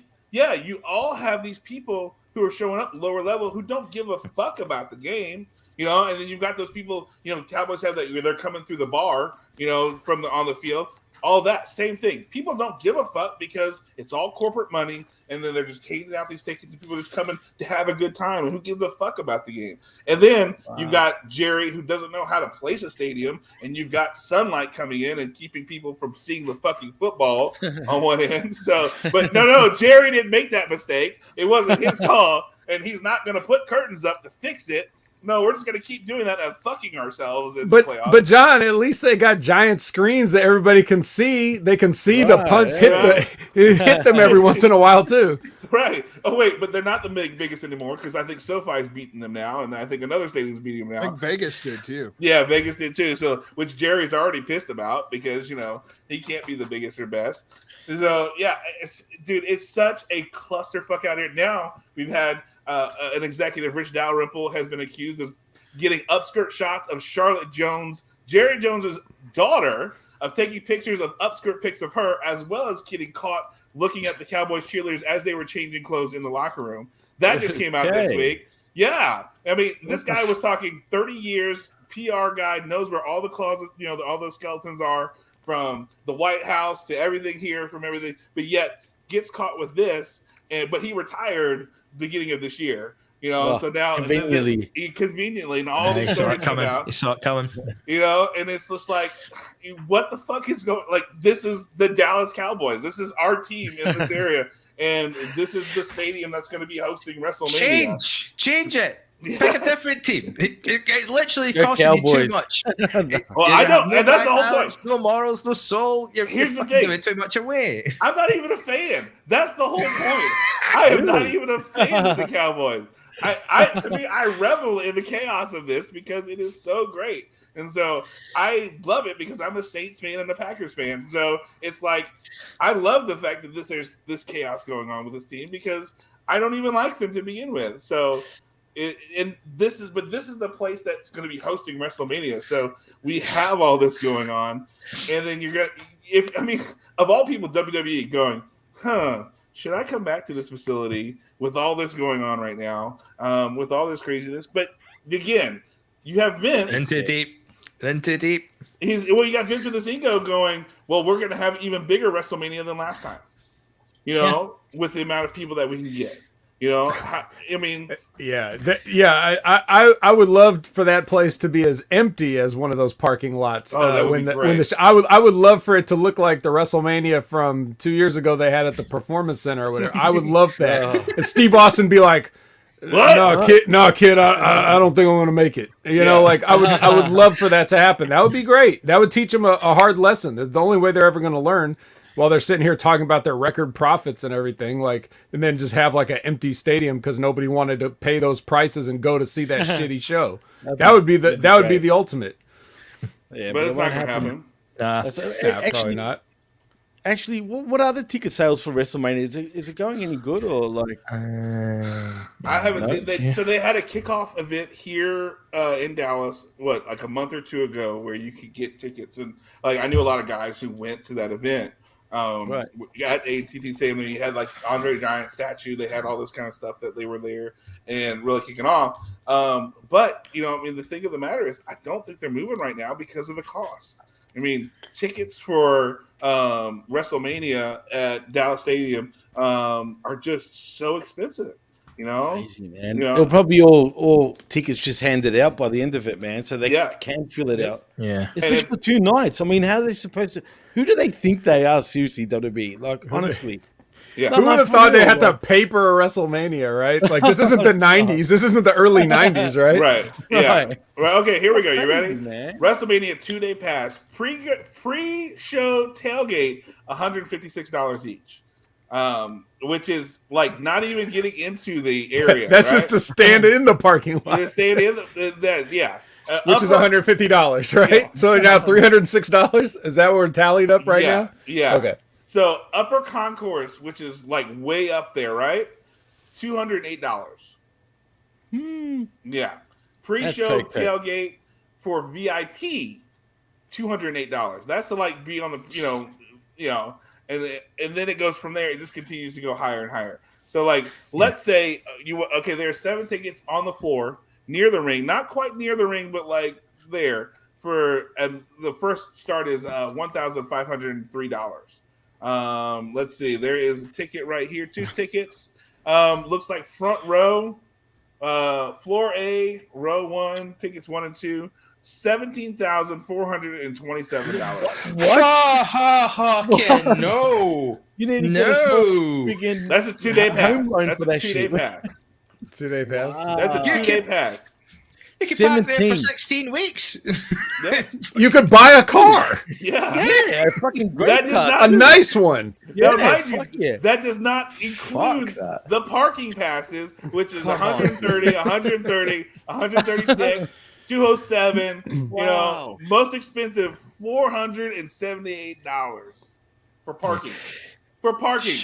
No wonder they're making these sort of friggin' profits. I mean, seriously, not just the Saudis. I mean, seriously, if anyone's normal, like anyone normal out there that's a professional wrestling fan that is willing to pay that sort of money to go and watch WrestleMania, and more specifically a WWE event, they're off their head, straight out. So, I mean, seriously, speaking of the tickets thing, I've managed to kind of look around and get some numbers. So currently, WrestleMania Night 1 has 52,598 tickets out. Night 2 has 53,199 tickets out. So they're still way short of what they're hoping. I think it was at 70-odd thousand a night. Yeah. So they're quite a ways off to selling out the stadiums on both nights so far. Which And even the Madison Square Garden shows, let's have a look there, 4,693 tickets. And that's actually went up nearly 4,000 after they announced Brock Lesnar and Ronda Rousey were going to be there at Madison Square Garden. Yeah, so a lot of work to do to fill that stadium. Yeah, well, and here's the thing. Like, I know that they specifically said they're going to keep it about 75 this year because the stadium has the ability to move seats and adjust seats and change seating. So, whereas like when they did the one in Dallas a few years ago, they tried to get filled that. Yeah, because they were trying. 1,000 they claimed. Yeah, because they could squeeze everybody in, not including. So you had the floor. Plus, they adjusted the seat. They tightened over the seating, so you could do that. Like, it has movable seating, so you could squeeze more people in. So they were able to get. And I mean, I would legit say it was 101 because they had that ability to do that, to move the seats accordingly. Because that's what they were talking about in the Super Bowl when they had the Super Bowl there with the ice and everything. Is they were having like some seats because of the weather didn't arrive. Because of the weather got stuck. So as they were trying to get people in, they were still moving seats and sliding seats in to get them situated. Because some people would go to their area and their seats weren't there yet because they hadn't set them up. Because because we don't, let's be honest, Texans don't deal with winter. We don't have winter weather a lot. So it would be irresponsible for us to have sand trucks and things along those lines that most northern states do, like Jargo and you guys have, because we get it once every like 15 years. And so I've never seen snow. Yeah, well, and so that's the whole point. It's like, why would we have stuff like that? So of course it shuts us down. So you got to try to figure out how you're going to get stuff to the Super Bowl when you've had an ice storm for a week and shipping and safely and doing all that stuff. And so that was one of the issues with the Super Bowl. And so now with this, they said, you know what? Let's keep it about 75 for 2 nights, and that'll be 140 for the entire Super Bowl, which will blow the biggest. It'll be easily the biggest WrestleMania ever. Wasn't the last Dallas show like? Didn't that go for like 9 hours? The last WrestleMania, Yeah, that was crazy, man. Right, 9 hours, seriously. Which is why I'm kind of glad they're going 2 days almost, because I don't want to be there for 9 hours. That's just No. I don't want to be there for 2 days either. Yeah, well, yeah. Yeah, go back after a whole day of it and then go back again. Can you imagine? Yeah. Seriously. I mean, I you would think one would be enough, but they can't get WrestleMania now into 1 day because it's too long. See, if you're following WWE religiously that weekend, it's going to be soul destroying because you've got SmackDown, then the Hall of Fame on the same night. They announced that last night. Then NXT's having their Stand and Deliver event the morning of the first night of WrestleMania, then the first night of WrestleMania, then night 2, then Raw. That's 4 days, and you probably got like 6 days worth of wrestling in there, minimum. Yeah. It's All these marks love festivals. It's great. Yeah. Oh, I love Festivals are the new hot thing with the kids, right? They love French doing that festival bullshit, shirt so. on right now. Yeah. But I mean, that's the thing is like, I mean, I love it, yes, because I mean, I'm gonna get to see. I can try to see Minoru Suzuki 4 times. I can go see, different stuff. I mean, shit, yeah. I mean, I love it for that aspect of all the stuff that brings into the city and the amount of wrestling I'm gonna get to watch of non-WWE wrestling. That's gonna be cool. But the actual John, it would be cheaper for you to rent a car and follow Minoru Suzuki around on his tour schedule than to go to night 1 of WrestleMania. I know, right? So I know exactly, and who says I might not do that? Yeah, right. Speaking of WrestleMania, we should really crack on here. One of the main events of WrestleMania wrestled last night. Naomi and Ronda Rousey versus Sonya Deville and Charlotte Flair. Ronda Rousey having one arm tied behind her side. I'm not having the tied behind the back shit. Not having that 1 minute. It was just like literally beside her. And she could use her arm. If she really wanted to, she could have used it. Yeah. But this is why when you came up with the star ratings, Jargo, earlier on, and you said that this match got like 1 3/4 stars or something like that, I was shocked because I genuinely thought the Reigns and Goldberg match was way better. This was a slog. For me, it was a slog. I just didn't get into it. The whole working Rousey for a while, it just went on and on and on to do the hot tag to Naomi, and then the one-armed armbar, Charlotte not doing anything. I'm not excited for this. This has got to end up I'm a not triple excited. threat, right? Like this has got to be. It needs something. You got to throw Sasha Banks into this so people have somebody to cheer for, because people don't like Rousey, people don't like Charlotte. If you're going to get the fans behind anybody, throw Sasha in there and make it a 3-way. Sasha, is Bayley fit enough yet? Bring her back as well. I don't know what's going on with Bayley. Who knows at this point? It's one of those things where we don't know. And I mean, it's kind of one of those things where we look at this match. Well, first of all, everybody looked off. Everybody looked off. Yeah. Like a step off. And we just like not real well done. Like it's almost like they were almost trying to figure it out in the ring, or they forgot what they were doing half the time, because it was just like there's the stutter step or this way to like, oh wait, what's happening? I forget. Oh yeah, you're gonna kick me in the head. Especially the sequence where I think it was the second hot tag for Naomi. She comes in with Charlotte, and like that looked bad. Like that baby face comeback just looked bad because Charlotte was like going. Wait, it was almost like, what's happening next? Here, I'm waiting here. Okay, cool. And it was just, I don't know. And let's be honest. The idea of Ronda Rousey coming out in a gi, Weird. It was different. I'm going to say that it was different. Whether that was her choice or what, I can understand it in the sense of she's looking at this as a fight and she's got to be covered up. So why not just wear the gi? I get that, but at the same time too, you've got everybody else. But the thing I don't get is she wore pretty much a bodysuit at the Rumble. Yeah, she did. That's true.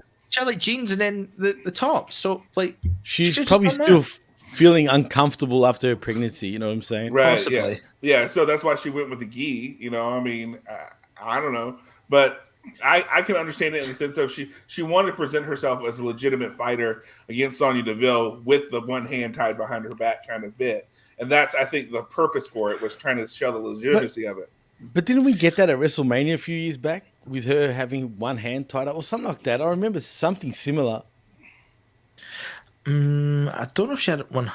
She did it. She did it in a match with somebody. I forget who. Yeah, I but remember. it was like one of her title defenses, or like Yeah. on her way to the title. It was a singles match. She did that. I thought maybe it was like a Liv Morgan, like she had a match with Liv Morgan or something like that, and she had one hand Maybe. behind her back. I can't remember who it was against, but for some It was reason, somebody I recall- not very like on her level. You Sounds know? like a Raw bit. maybe the Bellas. Maybe I think when she was wrestling the Bellas, possibly. Could be. Yeah. You know? But again, this is one of those things where like I was not excited for this Charlotte Ronda match after this. Yeah. I'm not. Oh, hell no. Not at all.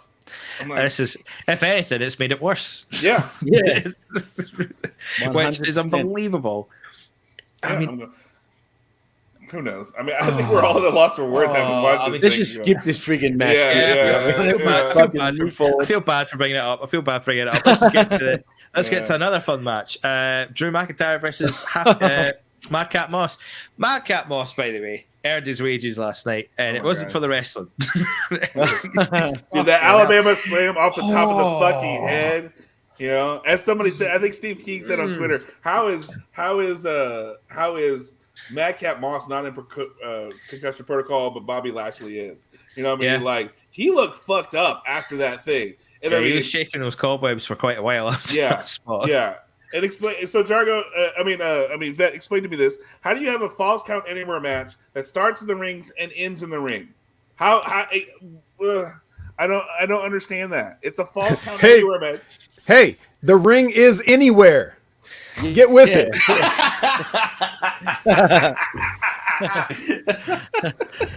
Don't ask the questions, John. Come on. I cannot believe he just hit you with solid logic. It's not a falls count anywhere except the ring match. It's a falls count anywhere match. Yeah, that's true. So- Yeah, technically you're right. Oh, Yeah. That's why man. he's the vet. Oh, that's such a No, shame. no. John, you had that rant in the chamber, and I know. Invest just shut it He down so did. fast.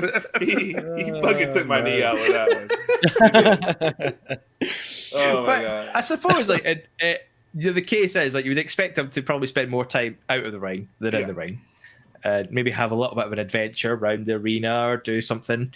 We got a couple of minutes out of that. We got some up the stage. Yeah. And then there was just at the barricades, and then they Come went on, back guys. to the ring and Yeah. had a It's wrestling match. Saudi Arabia, man. Come on. You think they want to show us what's going on back there? I mean, come on. I still like I'm so disappointed in the booking of this match as I read through what happened. You know, I thought for sure that Drew McIntyre would drag Madcap Moss out into the streets of Riyadh, and Oh, boy, you know, here then comes- he would take Jesus. his sword and chop his fucking head off. You know, to Yeah. do something that was culturally appropriate for you know Right. their time in Saudi Arabia. Exactly. Which he almost did with Baron Corbin, quote unquote, which was the shittiest swing at somebody's head I've ever seen in life of a sword. You know, swinging and Baron Corbin going, "You almost took my fucking head off." No, it wasn't even fucking close because that swing was so shitty and Miles all time. away. It was not even going to be anywhere near. You know, and then again, why have the so okay? Madcap Moss is down on a move that necessarily doesn't there and lock him out. You just have the sword and you just hold it to his throat and say, "Yeah, get up, motherfucker. Let's see if you get up with a sword to your throat." Where if you get up, you're going to stab yourself. So then you would win the match. Why have the fucking sword? You know, again, this is one of those things that I don't understand. He has the Don't sword. worry. Yeah. Don't worry. They're going I to was do a watching- chop your pee-pee one more time. I'm telling you, yeah. you're going to get that I was again. going to say is, like, I watched a review earlier on, and they were saying that the natural conclusion of this has to be now that Drew McIntyre stabbed someone with that sword. Otherwise, what's the point of having it? Yeah, exactly. I can only assume that he will be a character in the new Highlander movie, and he'll be running around with his sword in his underwear. Of course. Why not? I'd watch it. And he's cute. Yeah, absolutely. Yeah. See, this is one of those instances where you have to wonder, why doesn't Drew McIntyre just say no? No, I'm not doing that. Yeah. Because whatever punishment they give him for saying no and refusing couldn't be any worse than what they're having him do. Right. So you might as well just refuse. Why do you think Hulk Hogan was so successful, Vet? He said no. No sword? all the time. It doesn't That's work. why. That don't work for me, brother. and also no sword. Yeah, right? and those- I mean, right. I mean, imagine like this almost this time last year, WrestleMania last year. He was having the opening match with Bobby Lashley for the WWE title, and we're staring right down the barrel of him versus Happy Corbin somewhere yeah, on one of the cards in a nothing match. And to think he was really emotional last year at WrestleMania because he got to, be in front of the fan base again. Yeah. And the fact that he won the title in front of nobody. Mhm. You know what I mean? And you got to feel for the guy, man. He's had the shit end of the stick, man. Yeah. Yeah, he got no reward for carrying the flag during the None at worst all. promotional None. time He ever got a for that sword. company. Yeah, That's what he there you got. go. That's it. Here's a sword. Name it after your Yeah. mum. How about that? That's it. Like it's a crime. It's an absolute crime that's happening for that. I mean, there's so many. You're talking about these matches like Edge and AJ Styles, maybe Goldberg coming back, Brock and Roman Reigns, Rousey and Charlotte. They're doing all these stuff, trying to bring big names. Austin and Kevin Owens is a big one that's supposed to be possibly That's not happening as happening. well. No, It no. probably won't. No. I would say I that don't shouldn't think- happen. I don't It think it shouldn't will happen. Austin, I can there's no see way him Austin- being there. I can see him Oh, he appearing will, yeah. and doing something, but asking him to have a full match is a bit Well, the much. problem is you have to be able to advertise it to put asses in seats. Yeah. That's the problem. and we don't have any time for that. Like, there's no time. WrestleMania's, when is it? Oh, 6 weeks away? weeks away. Oh, wait, actually, there's plenty of time. There's plenty of time. Yeah, and I mean, we didn't even have any time tonight. We had like half an hour of Undertaker and Jeddah promos to watch instead. And you know what makes me laugh about Saudi Arabia, though? How progressive they want you to think they are. You know what I mean? That's When because they're this so is freaking government bought propaganda to get Absolutely. Saudi Arabia over in the global community. And it's a terrible fucking bloodthirsty government, and WWE supports it, which is why I don't watch Which any is of these crazy. fucking Oh, no, it was- blood money shows. It's the most Right. egregious part of it, though. Is I think it was straight after this match they were showing like a party they were at when they Oh, just no. arrived. Oh my god! It was like, yep, that's satisfying the rich folk right there. That's all that is. That's genuinely. They're all like dancing. They're doing the weird sort of stick thing Yeah. and acting like having a God, great and what they time. It's going, like, fuck. Yeah, it was like, fucking hell, guys. I mean, like, And to think that That's- WWE, you got to give him one thing. I mean, and it's not rightfully, but still, you got to give him credit for not giving a shit what people think, man. As long as they're getting paid, that's all they care about, Yeah. man. It's all about the money, like Vince Yeah. would say, right? That's all they care about. I mean, hey, Yeah. you give me $1 billion a year, tell me what you want me to do, I'll do it. You That's know what I it. mean? Yeah. Absolutely. At this point, are we surprised by this? I mean, it's Vince Not at and all. money. I mean, NBC paid what? So or Fox paid so much for SmackDown, you know. So I mean, you know, at what point Fox has got to step in and say, guys, you got to fix this shit. You know, I Yeah. mean, you know, at some point Fox is going to say, hey, fix this shit. We gave you a whole shit ton of money. You need to make this better than it is. You know, I mean, because I mean, there's no way Fox is looking at like SmackDown and then not seeing what's happening on Rampage and going, well, why can't we do that? You know, why can't Right, we be that and- good? And Rampage's not like the greatest show either. It can No. be at times, though. Don't get me wrong. But yeah, you're right, man. I mean, seriously, SmackDown, just WWE in general, is just in shambles, and they don't care, man.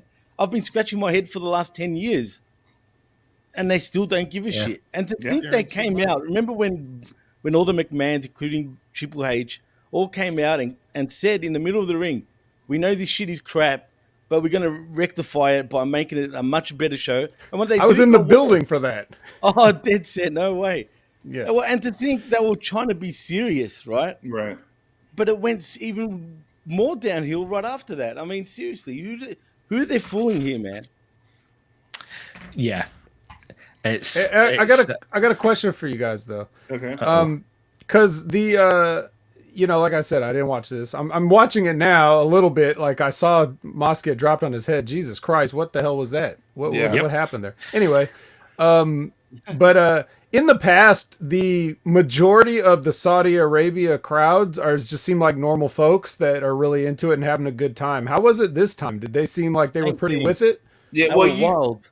Well, you mean in the front section, like where you can see, because they have it. It's really weird camera wise, where you can see the front three people real good, but once they zoomed out, you couldn't see back half. Which is interesting because you're talking about you have the women all covered up in Saudi Arabia for this thing, but then you had girls in the crowd not wearing the hijabs, and they were wearing just they had their hair out, they had wearing regular t-shirts and stuff, and you're going plants, dude. Yeah, like it's straight plant, and you're going.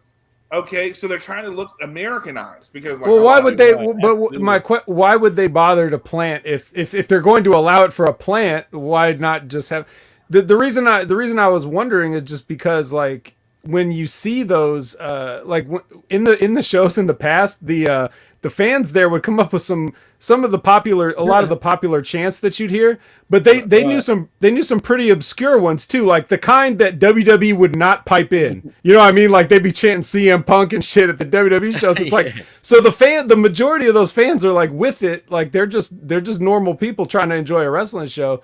But I was just wondering, because this show seems to have sucked. So were they hyped for it or anything? Were they enjoying the show? They were super stoked for it. It was crazy to watch. Going, why are y'all super stoked for this? This is like some shit. Because they don't get it. They're not as oversaturated with it as we are. WWE can come to a town, pre-COVID times, of course, but they could come to your town 3 times a year. By the third time they come to your town, you're just like, I ain't going to see that. You were just here the other week. You know what I mean? We don't get as excited about that, but for them, it's a big deal. Well, in general, you know what, man? They were just happy to see all the wrestlers out there performing. Right. That's what it was. You know what I mean? They were just really excited that they've got an event there. And man, you know what? They were pretty loud. Yeah. And it surprised me, like you said about, obscure chants, not obscure chants, but marquee chants, right? Right. Mm-hmm. They do that. But what made it funny to me, I never heard a Let's Go Goldberg chant. No. It was like, I did hear Goldberg. There was some Goldberg. No, there was, definitely. Yeah. But they were chanting, Let's Go Goldberg. W? Yeah. Yeah. AEW shit, that's true, Jargo, man. It does feel like that, doesn't it? Oh yeah, absolutely. That's true, man. And WWE still do that shit too. Make no mistake about it. You can tell, man. Oh yeah. I've heard stories about the hairdryer backstage going into the microphone. Sounds like what?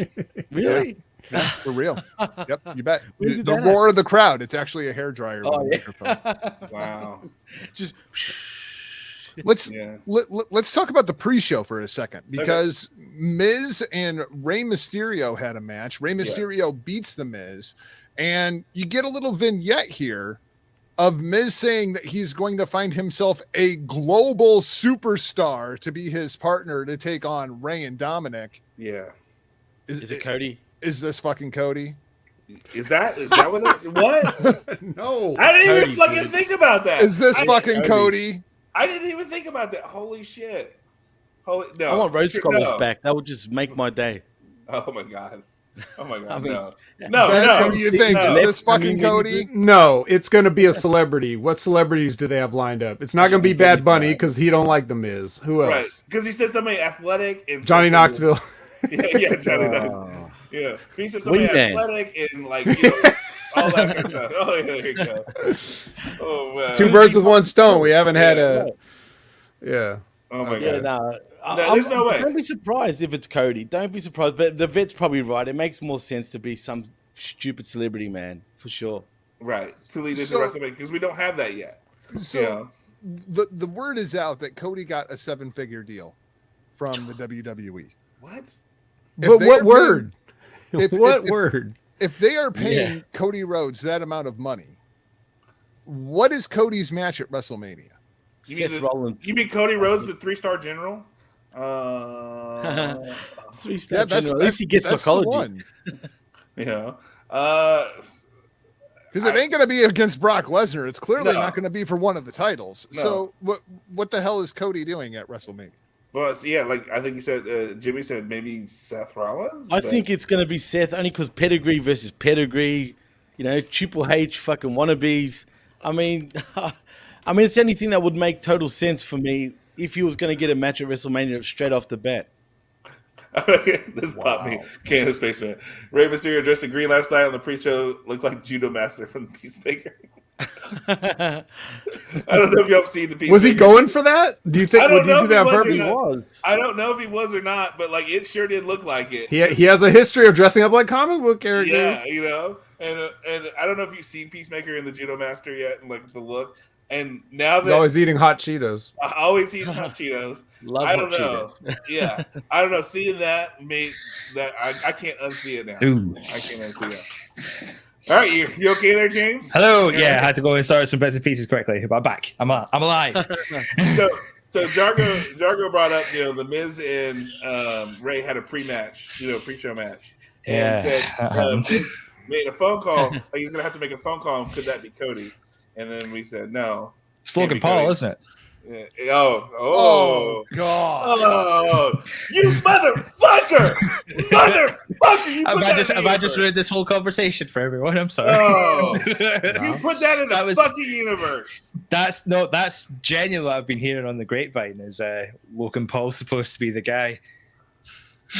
You son of a bitch! Oh, Son of a Jimmy's bitch. gone. Yeah, it's because You made me lose my fucking hat.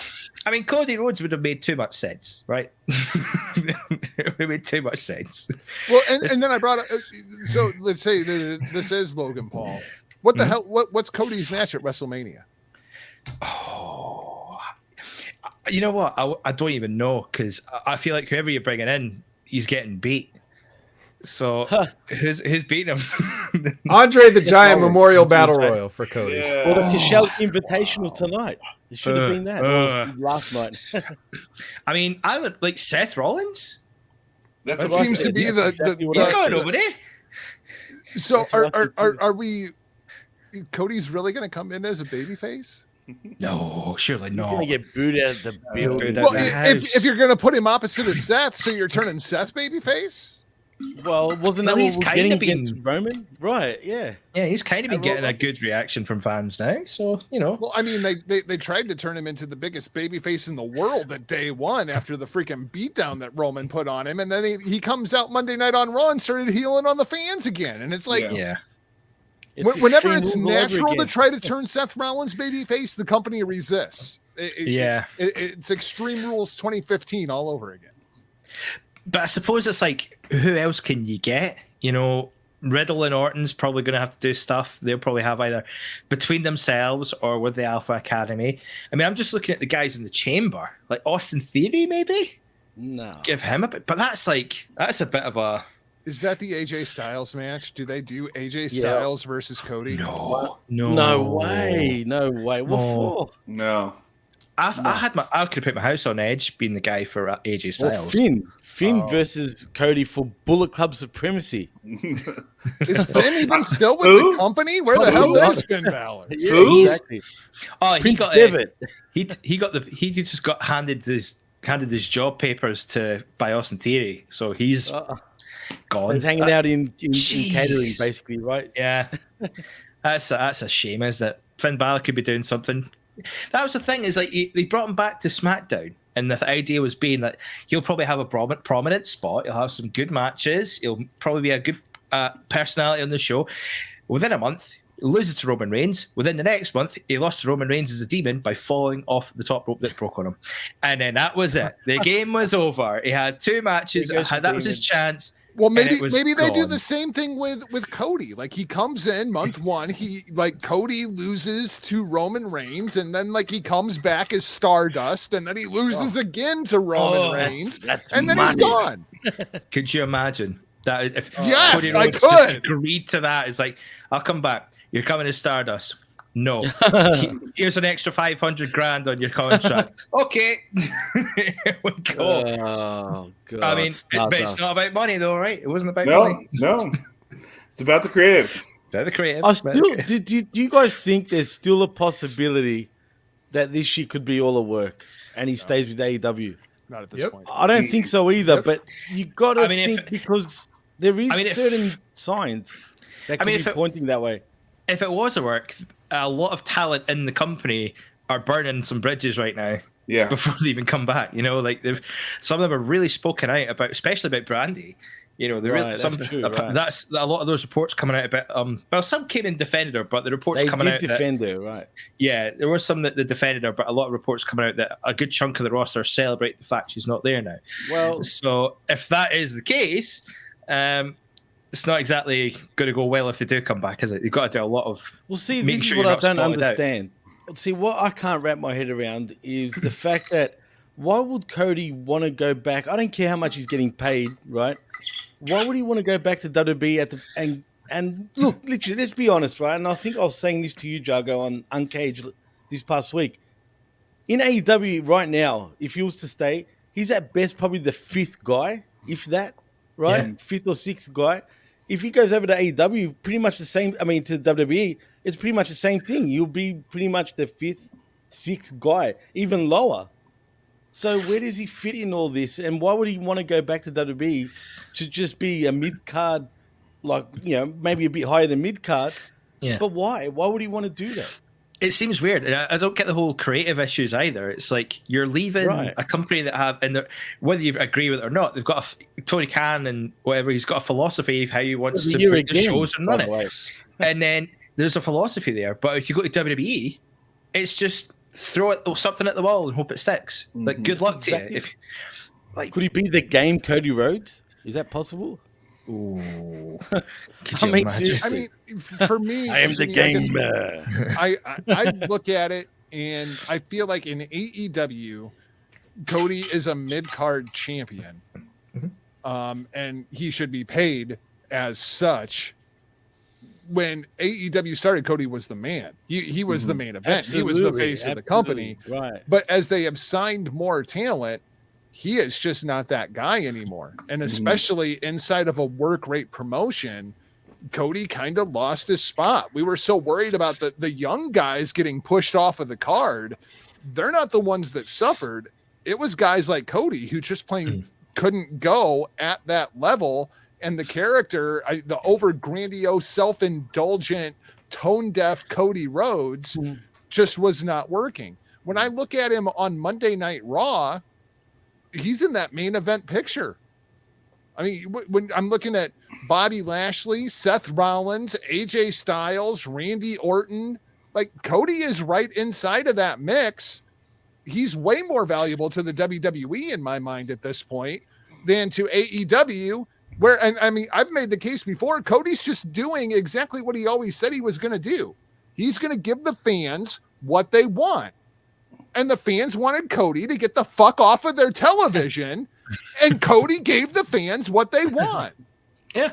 I feel like he feels disrespected by the company. He feels disrespected by the fans. And I think what happened with Brandy, with Dan Lambert in Chicago, might have been the last straw. And Cody was just like, you know what? You people don't want me here anymore, and I don't want to be here anymore. And where else does he go? Impact? Well, then, Jargo, can I just say, remember we were talking about this a few weeks back on either the blow-off or Uncaged, or both, but we were saying basically, is Cody delusional? I was saying I don't think he realizes, you know, I don't think he actually wants to be a heel, right? And you know what? I think that's what ended up happening. He was legit. He didn't want to be a heel. He doesn't understand why the fans are legitly turning on him. And we called this for months in advance by saying, like, if he's not careful, the fans are going to turn. And that's exactly what happened. It all started with the gender reveal. Oh, when they did that terrible gender reveal and treated it like it was the main event of WrestleMania, between that and the grandiose entrance that is special just for Cody. There's the reality show. There's the game show. He's married to Brandy, who has no redeemable qualities other than she's nice to look at. I mean, like, it just was not working. Cody was fighting with the fans head on, and the fans were like, no, we are not going to just turn heel. Turn heel and let us boo you, and you can tell us to go to hell, and everything will be fine and dandy. But no, Cody wanted to be John Cena. Well, now he can be John Cena. He can go to WWE. He can be a failed, overly pushed babyface. And, you know, I mean, Vince has got decades of experience with something like this. You know, babyface is getting booed out of the building. It'll just be par for the fucking course. But at least he gave the AEW fans what they wanted, and he got the fuck off of our TV.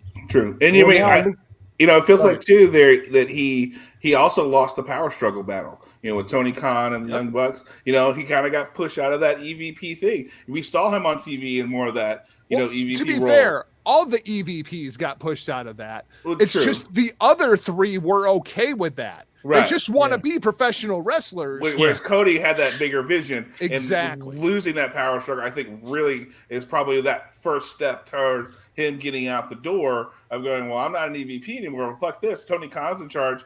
Okay, I guess. But, you can tell that that's something he thrived in, of being that EVP, of being in charge and making those decisions. Because we saw that. I mean, I know, Jargo, you didn't like to watch the shoulder content because he told us we didn't have to. But on some of those things, that was the point. It almost like he reveled in that more of being that EVP and being in charge and being that, having these meetings and stuff like that. Yeah, being almost he might be a better businessman than professional wrestler. Yeah. And I'm not saying that disrespectfully. I mean, it seems like he's got the business acumen, he's got that bug, but what he brings to the table as a professional wrestler in 2022 doesn't work. Yeah. Maybe it'll work as a sports entertainer. Yeah, maybe. I mean, hey, at least we get dashing Cody Rhodes again, hopefully.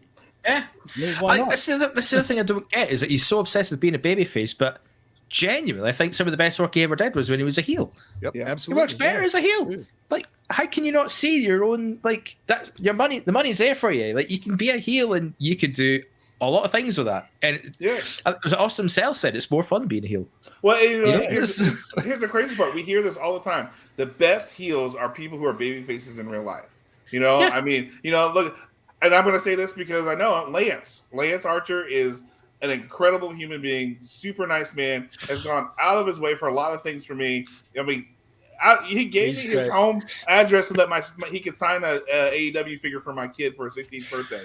I mean, oh yeah, dude, Lance is an incredible human being, but you watch him on TV and I have to kind of giggle every time because he's such a badass and it's not the person that I know, and I enjoy the hell out of it. But then, we'll talk about, burgers and shit, and we'll just like have a good time, and and we'll talk about hey, I'm praying for you this week. Okay, man, cool. Hey, can you pray for this? And absolutely.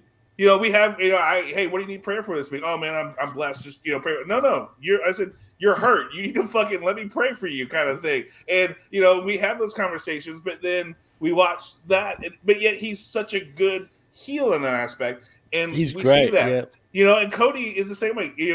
I've met Cody when he did a signing here for Ring of Honor when he was the champ, and they had the Texas Death Match with Christopher Daniels, who got his back burned, like tore up over here, and like it was bad. They thought that he was going to have to go to the hospital. He fucking wrestled the next night in Oklahoma, and Cody was there. It took way longer than he needed to for me and my son. Let my son hold the thing. Was showing us pictures that Brandy sent him of Pharaoh because we were talking about that. We talked about ties and what kind of ties we would tie and.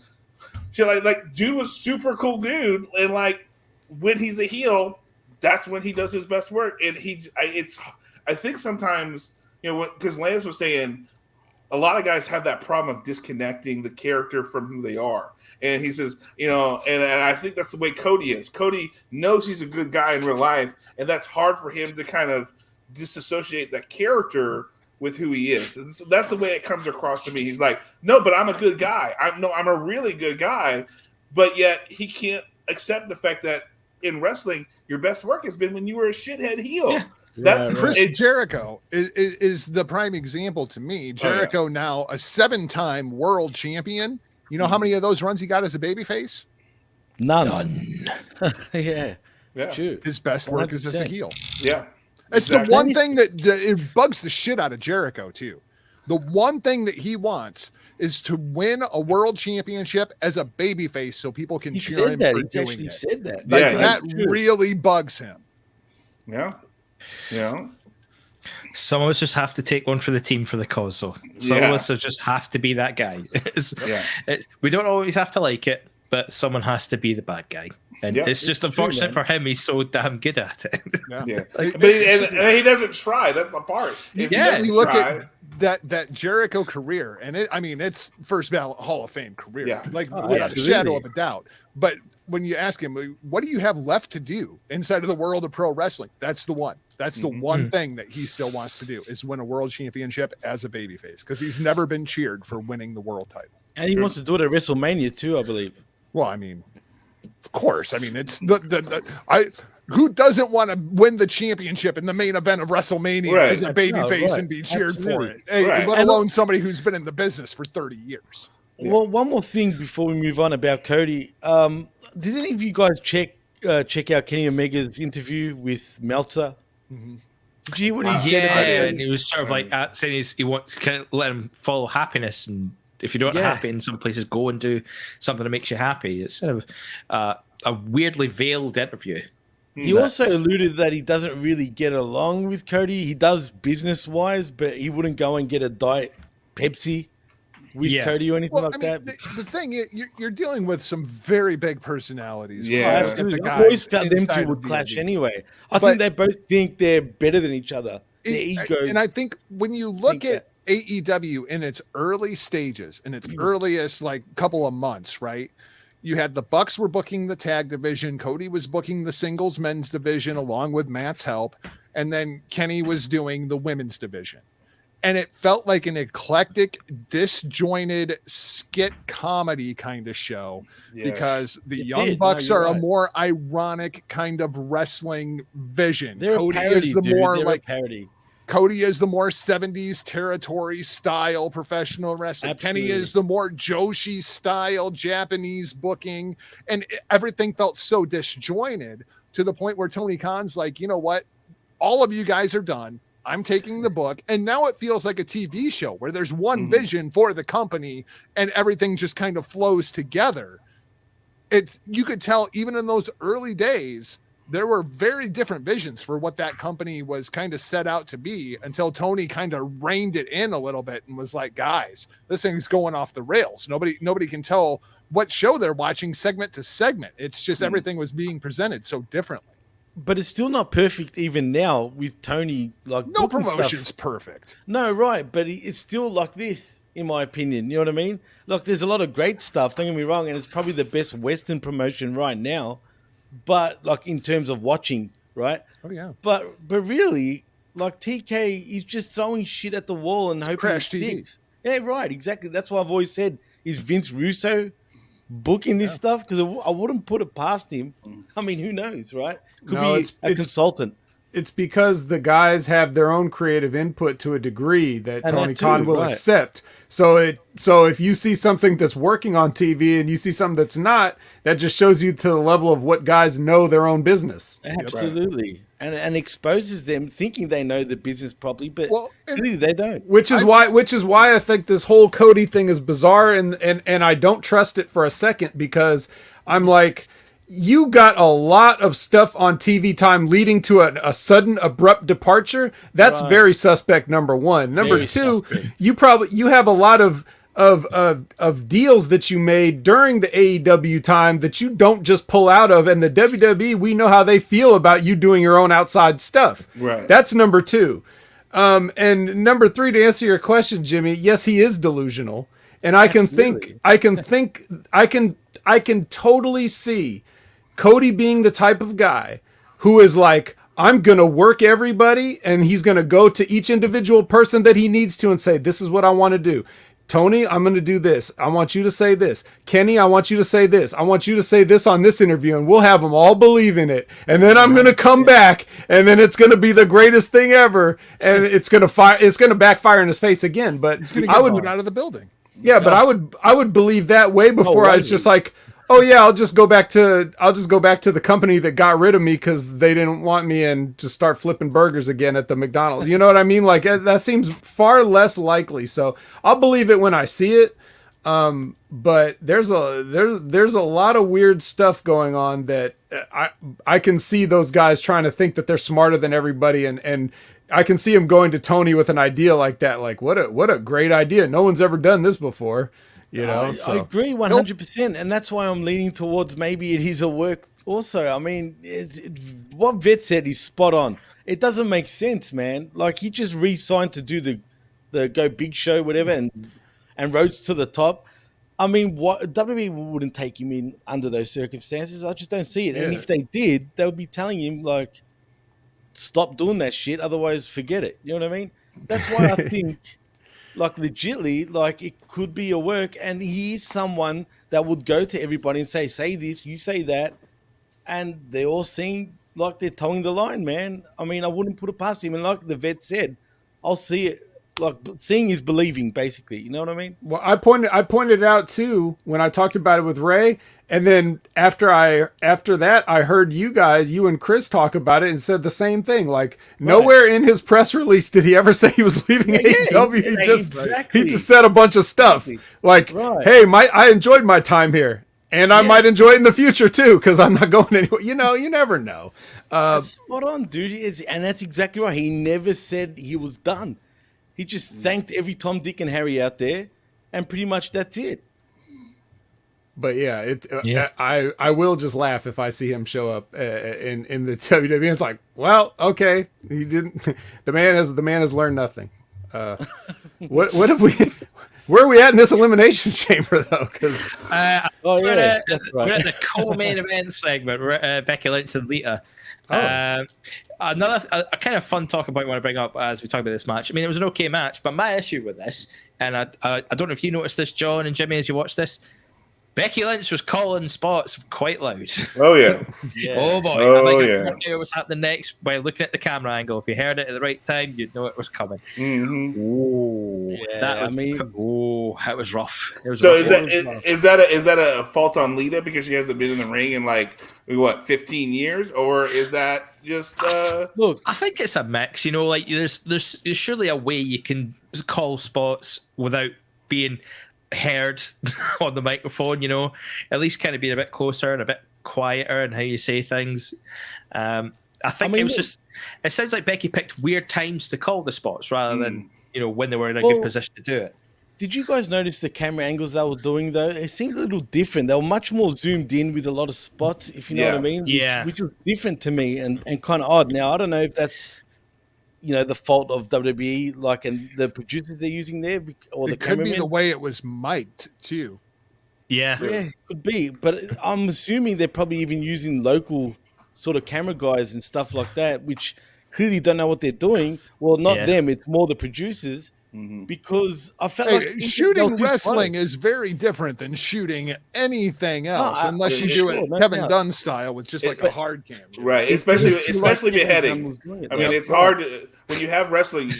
You go from beheadings to wrestling. It's super hard. Absolutely. You're going from a stationary cam to something that's constantly moving. Right, you know. But you got to get the close-up shot to get the roll. Right. That's why they totally missed Drew McIntyre's. So you didn't see it on the show. You know? That's right. Just not used to shooting it. Media 5 make a comment here as well saying it's a fault on Becky for yelling at that loud and the camera right on them. I mean, there's a mix in that. Right?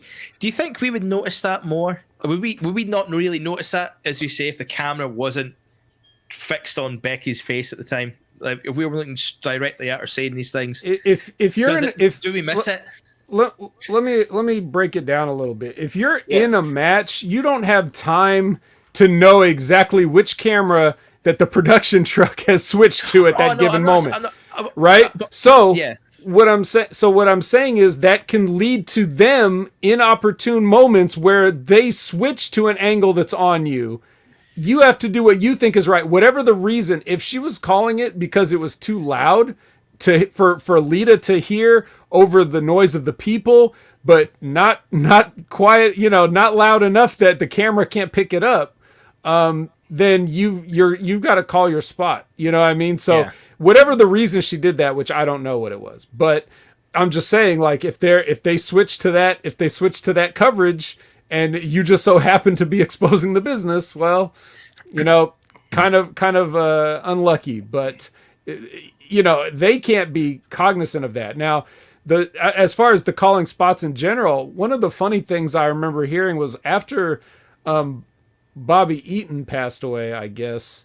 Maybe it was Chris Jericho did one of his shows, and he had some, like, I forget who he had on. They were telling stories and stuff like that. And they were talking about how Bobby Eaton would call the next thing when the current thing is happening. So like, let's say you hip toss Bobby Eaton while he's going over, he's telling you body slam. And then, when he feeds back around, you pick him up, give him a slam. While he's up for the slam, he'll say like leg drop or whatever. And then you go do the, you do it like that. And Chris Jericho's just sitting there like, wow, this is like so genius. This is so old school. And I'm sitting there like, I didn't know there was a better way to do it. That's the only way I ever learned how to do it is calling stuff on the fly in the moment. So you don't have to scream shit across the ring at people. And B, you don't have to sit there in a chin lock and tell them a fucking bedtime story of what the next spot is. You just keep everything in your head. That's why heels used to call the matches and dictate the flow of the matches, because they would just have the whole, whatever they wanted to do, the bare bones of it in their head. Then they would fill in the blanks and just tell the babyface what to do as needed. And to a degree, you could still do that, especially if, these two ladies probably sat and they had plenty of a plane ride to figure out what their match was going to be, even if that's right where they started. They had a nice long flight to plan their match. So even if both of them tried to memorize this match, but only Becky remembered, now she can call to Lita the spots that she obviously doesn't remember. Or even if both of them remember, somebody's got to call it. Right. And it made sense for Becky to actually call this match anyway. So, because let's be honest, Lita hasn't wrestled for how long? Like you guys said, 15 years. Yeah. And you know what? Other than us catching her, calling all the spots, she did make Lita look pretty decent. I'll give her that. Yeah, well, that's Becky's job. Yeah, right. She's got to do it. She's the the world's strongest woman. Because she's got to do all the heavy lifting over there. She made us almost give a shit about Liv Morgan for a second. Yeah. If she's gonna be big time Bex, that's what she's got to do. If she's gonna take that moniker, that's what she's got to do. Everybody that walks in the room with her in that ring's gotta look like they can do something. And that's her whole job. At this point. Was this it for Lita? Is there going to be anything going forward, or does she disappear until the Rumble? Yeah, this just felt like a ride out in the sunset moment, wasn't it? She wants one more run, dudes. I mean, I know she paid lip service to that, but I mean, in reality, watching this match, I gotta be honest with you, I felt like this was it. Like, I don't feel like there was but I mean, you already killed the fact that she gave her a twist of fate and a moonsault, and then Becky kicked out. At this point, so that means Lita is not anywhere on anybody's level, because you buried her finish, with the twist of fate and the moonsault, and boom, done, over. So who's she a threat to, So it's the Goldberg thing all over. It is Goldberg. I was going to say the same thing. It's true. So this should be over. Okay, cool. We got her another time. I know she says she wants to still be a 5-time champ, but no. That's it. You had your match. You looked okay doing it. You didn't look great. I mean, let this be the way you go out. We remember you. Okay, you put on a decent match. Becky made you do it. Okay, go ahead, Vet. All right. I just have one question. I fucked up. Okay. No. This is just a question. Everything you said is fine, but I have a separate question. Okay. If we bring S.A. Rios back, is Lita a threat to his opponents? Yes. Yeah. Okay. Yeah, absolutely. All right. I just wanted to clarify that. Right. But if we bring S.A. Rios back, he's a threat to his own opponent too, because he's probably going to kill him. Fair enough. Is he even still wrestling S.A. Rios? Papi Chulo. Yeah, probably Papi not. Chulo. That's it. Yeah. Seriously. Oh my god. Oh my word. We've gone off the rails here. Yeah, we've gone off the rails. Sorry, he might come back too. It's on brand. It's on brand to go off the rails. Yeah, that's what we do. It wouldn't be the Smack Attack if we didn't. But we've got 2 more matches to go. Well, I say 2, 1 match to go. A non-segment. Viking Raiders came out, got attacked by the Usos, and then fucking nothing came about stupid bullshit. They got flown out. Happy. They got flown out. I was like, they got flown out to Saudi for that. That's a shame. And then that was in the midst of this is the half an hour of nothing segment of the show, by the way. So you had that. The Undertaker being announced for the Hall of Fame, that went on for ages. Then they done like video packages for Seth Rollins that went on for ages. Then Seth stuff about freaking Rollins. Seth freaking Rollins, sorry. And then stuff about Jeddah. Then they had the video package for the Elimination Chamber. Then they had the entrances that took fucking ages to get done. My God. And then by the time the bell hit, it was just over half an hour. That's unacceptable, isn't it? Mm-hmm. You know what part of this is? And this is just absolutely fucking ridiculous to me since I found out what it is that they're doing. To those of us who pay full price for Peacock so that we don't have to watch the fucking commercials, that's where they're running the commercials. Yeah. Mm-hmm. Whoa. That's where they're putting in the actual commercials during the broadcast. And we just see mindless WWE propaganda. So you are paying $9.99 to only watch WWE commercials. It's not that you get it commercial free. It's just that you only get WWE commercials. And that is just absolutely fucking outrageous. And that's the same with the network too, man. Yeah. Exactly the same. You just have to sit and watch adverts for. It's like you get to pay an extra wee bit for the adverts that they want you to see, rather than a selection of adverts from others. Oh, I don't see a difference either. That's a funny thing. I thought I was going to get no ads either, and there is no difference. Yeah. Yeah. It was such a long wait for a main event that only took 10, 15 minutes as well. Yes. A man, like the WWE Championship Elimination Chamber. To me, that's outrageous. Like that cannot be. Like there has to be some kind of ethical business practice. They've been doing this for months now, Jargo, man. I know. It's just now people are finally starting to catch on to what it is that they're doing and why they're doing these incredibly weird, long video packages that make absolutely no sense. That's because that's where the cheapies are seeing their traditional ads for toilet paper and such. Well, look at their TV shows, right? Most matches these days on SmackDown feels like it goes for under a minute, like 2 minutes tops. I mean, that's what it feels like. Even on Raw, they're doing that a lot. Yeah. So yeah, it's weird. Just think, gents, we've got 4 hours a night of WrestleMania coming up. Yes, it's going to think of the adverts. Think of the random ads we're going to get.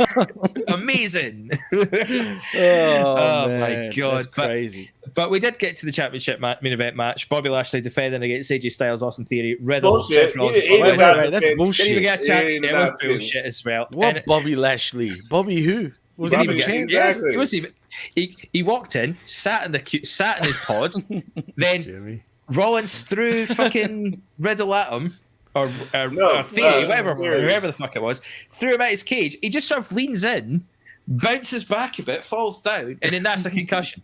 Yeah, he's fucking even hit his head. But he was looking at his arm. Did you notice that? Yeah, he was looking at his arm the whole time. Right. But somehow he's concussed. Austin Theory doesn't get a concussion. Madcap Moss doesn't get protocol. I mean, all the shit that happened there, none of that. But no, Bobby Lashley gets fucking concussion protocoled for that moment. Also, this is from the company that after Benoit died, they pretended that concussions didn't exist for a while.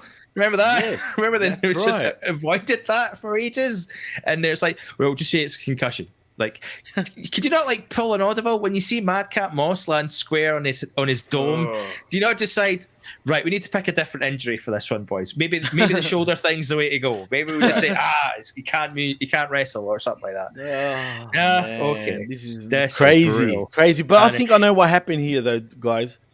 I did read an interview with Lashley who came out and said if he doesn't like anything that he feels doesn't make sense, he won't do it. I got a feeling he didn't want to take the pin for Brock. Really? That's what I think, yeah. I mean, and that was the only way out. Smart man, if that's the case. 100%. Or did it get out that, the Beast Incarnate, the blonde-haired, blue-eyed Beast Incarnate had beaten every African-American WWE champion over the course of the last 20 years. And they were like, we have to somehow get Lashley out of this match, and it can't be with Brock Lesnar pinning him. I'm telling you, it was him that refused to take the job. I'm telling you, he said, fuck that. Well, is he not going for surgery as well? Is he not due shoulder surgery at some point as well now? Bullshit. You think that's bullshit? Bullshit. I hope it is. I hope it is, man. Like, You Bobby mean to tell Lashley me they missed might be without Lashley going into WrestleMania? potentially. That'd be At the this worst. point? Oh, That'd be the absolute worst. I would just bubble wrap him for the next 6 weeks and just try and get him there. Just try and get him there. But Don't make against him wrestle. who? Who's he? Like, there's nowhere to go with him right now. I would have said Big E because that would have been a good match to have. Yeah, but why though? Like, Yeah. Well, there's no nothing why. else. Is there, though? Cody There's nothing- Rhodes. No. Yes. Oh the God. Kingdom is back. Does he get Feed the it to the Kingdom wolves. themes, folks? Does he get it? No. No. No chance. he comes out to smoke and mirrors. The slow, distorted one when he had the mask on. Like, You know what they probably do, right? Is Bring they back make the him stash think. too. They make him think he comes out to the Kingdom theme. So Oh, as he that'd makes be his way great. out, he just goes, "Wow!" And you can just see the look of disappointment on his face. Zoom right in there, Kevin Dunn. Just look No, at it. you know what they Let me do? see You know a what they tear. do? I want to see a You tear know what down they his do? face as it happens. You Oh, hear the fuck. full intro. Wrestling Yeah. is more than one royal family. Yeah. yes, perfect. Just standing up pose and just like, fuck. It's over. Oh, that would be gold, man. Oh. That'd be so good. To the That point would where be you could so like good. you can pause it just at the very moment his heart breaks. it's over. And does Brandy So come you back can as see the Eden look on his Styles? face that says, "What the fuck did I just do?" Yeah. That'd be great, man. That would be great. That's what you call karma's a bitch, Cody. Seriously. I mean, if they do that. that would be Brandy's in the brilliant. car home already. She's just jumped in. She's like, I'm off. Yeah. See you later. Speaking would of be great. what the fuck did I just do? I just saw that spot with Bobby Lashley. Like, why did he take a bump Yeah. on that? Yeah. Are they serious? He Yeah. literally That's walks up it, to the bit. pod. It didn't even hit him. Didn't even touch him, really. Yeah. He just went, Ugh. Yeah. But yeah, again, if anybody had concussion protocol on that one, Austin Theory should have had it. But no. But Can't again, lie to the match they flew performance. wait, Bobby wait. Lashley halfway around the fucking planet for that. Yeah. He Just pulled the his pen, man. that don't work for me, brother card out. I'm telling you, man. Yeah. 100%. I don't think Bobby Lashley would do that. Yeah. It's got to He be said something. On night one. He said about night one how Brock came in and won the WWE Championship. He came out Yeah. and said straight up he didn't agree with it. He was not going to participate in it if it was going to go the way it did. But they managed to like get a few spots in. They wanted to eliminate Lashley originally, and this came out of his mouth. Be the first one eliminated from that 5-way. But he was Yeah. like, hell no. Like, why? What interview is this that he's doing? Where was this? I can't remember, dude. It was recently. I can't remember who he was talking to, but he said it. I read it. I read it on Facebook somewhere. Someone like put the transcript up. It sounds like I just bizarre. wish about my idea. That is I just- bizarre. Why is it? Because you know how much of an iron grip the WWE has over their talent and the media and stuff. Like you have to get approved by like 20 people or whatever to do an interview with some outlet. And the idea that he'd be saying that kind of shit like to Was it Helwani? Was it Ariel Helwani by any Oh, chance? maybe it was. Maybe Was it it? was. He did do one with him I- recently. I have it right here. This was on WWE After the Bell. Oh, Corey Graves? Wait. This is Jesus. Are you sure? legitimately on WWE's fucking programming. This is what Bobby Lashley said, and I quote. The first thing I said, get me out of the match. I said, it's a 4-way. Me and MVP can do something beforehand. Get me out of the match. Initially, and people were like, what? Are you scared of him? No, I'm not scared of him. It's a match where exactly what happened. He beat somebody else and he gets the title. So essentially, he can say he beat me, Seth Rollins, Big E, and Kevin Owens, right? I mean, the match is 5 people, and I'm like, that's not the way this is going down. Get me out of the match. And they were like, nah, you got to stay in the match. And I was like, all right. No. That's the full fucking quote. Wow. Wow. Glad No, you there's talked more about to that. There's more to that. He said he will be in it as long as it makes sense. Like, you know what I mean? And there's some sort of payoff to it. But This Jimmy, this is guy's way made WWE. sense. Nothing makes sense in the WWE. Also, Jimmy. also he did pin the champion. Brock Lesnar pinned Big E in that match. Yeah. So it's not like Dude. the whole line he says about somebody else is gonna win and get my title, whatever. It's like, no, he beat the champ. Well, the reason I say this is because Bobby Lashley is just such a nice human being in real life. So like the idea of him refusing to do anything like that. Like considering some of the stuff he's agreed to do, doesn't really seem to. That doesn't kind of add up. Yeah, So I was think just he's more wondering in about line that. who he is now. Even on the Stone Cold podcast, he said certain things. He's taken more control of what he's doing, and I think that's a good thing. And I've got a feeling this is exactly what happened over here. He didn't want to take the pin the way shit worked out because he's going to look weak, man. He looked way weaker doing what I just saw him do. That I was like stupid too. if I gotta lose, let Brock pin me. Like out of all these guys, he's got all these children-sized men. Matt Riddle's a medium-sized man, and then you got Brock Lesnar. I'm like, yeah, I guess I'll let Brock Lesnar pin me. I guess. Yeah. Also, you know what else irked me about this whole show? What's with everyone trying to climb out through the cage when technically you can't fucking get out? But Austin Theory managed to get his head out. He got close. He got really close. Yeah. And then the way Brock just shot up that wall. That was awesome. Holy Yeah, shit. That was absolutely yeah. horrible. I thought, no fucking way he's like that fucking quick getting up there. Yeah, and he was like Brock was going after an elk Like a rabbit. Whatever, to kill his next meal. Like he was fucking like gone. I mean, put it this way: it's like Brock did that to someone he works with and likes. Yeah. Can you imagine if he hated you and he was angry? Jesus, Oh, you got no shit. chance. There's no way you're safe. You've got to watch his interview with Pat McAfee, man. That is so that brilliant, was so great, brilliant. One of the best interviews I've ever seen, and obviously the best thing he's ever done in terms of interviews.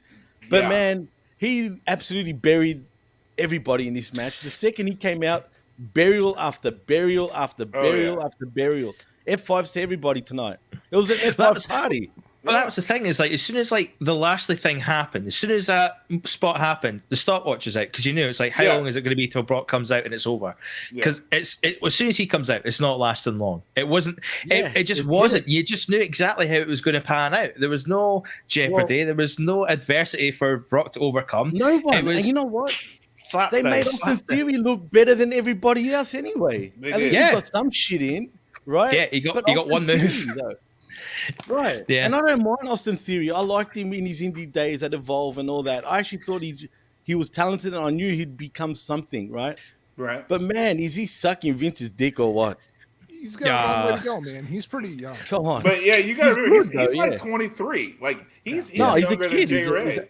absolutely. But look where he's It was at just great right for now, him. man. It was great for him to have that kind of moment where he was like getting chased. He did the low blow, No, got a it was drop kick cool. in, It tried was to nick funny. it. That was really Definitely. good. And that F5. Whoa.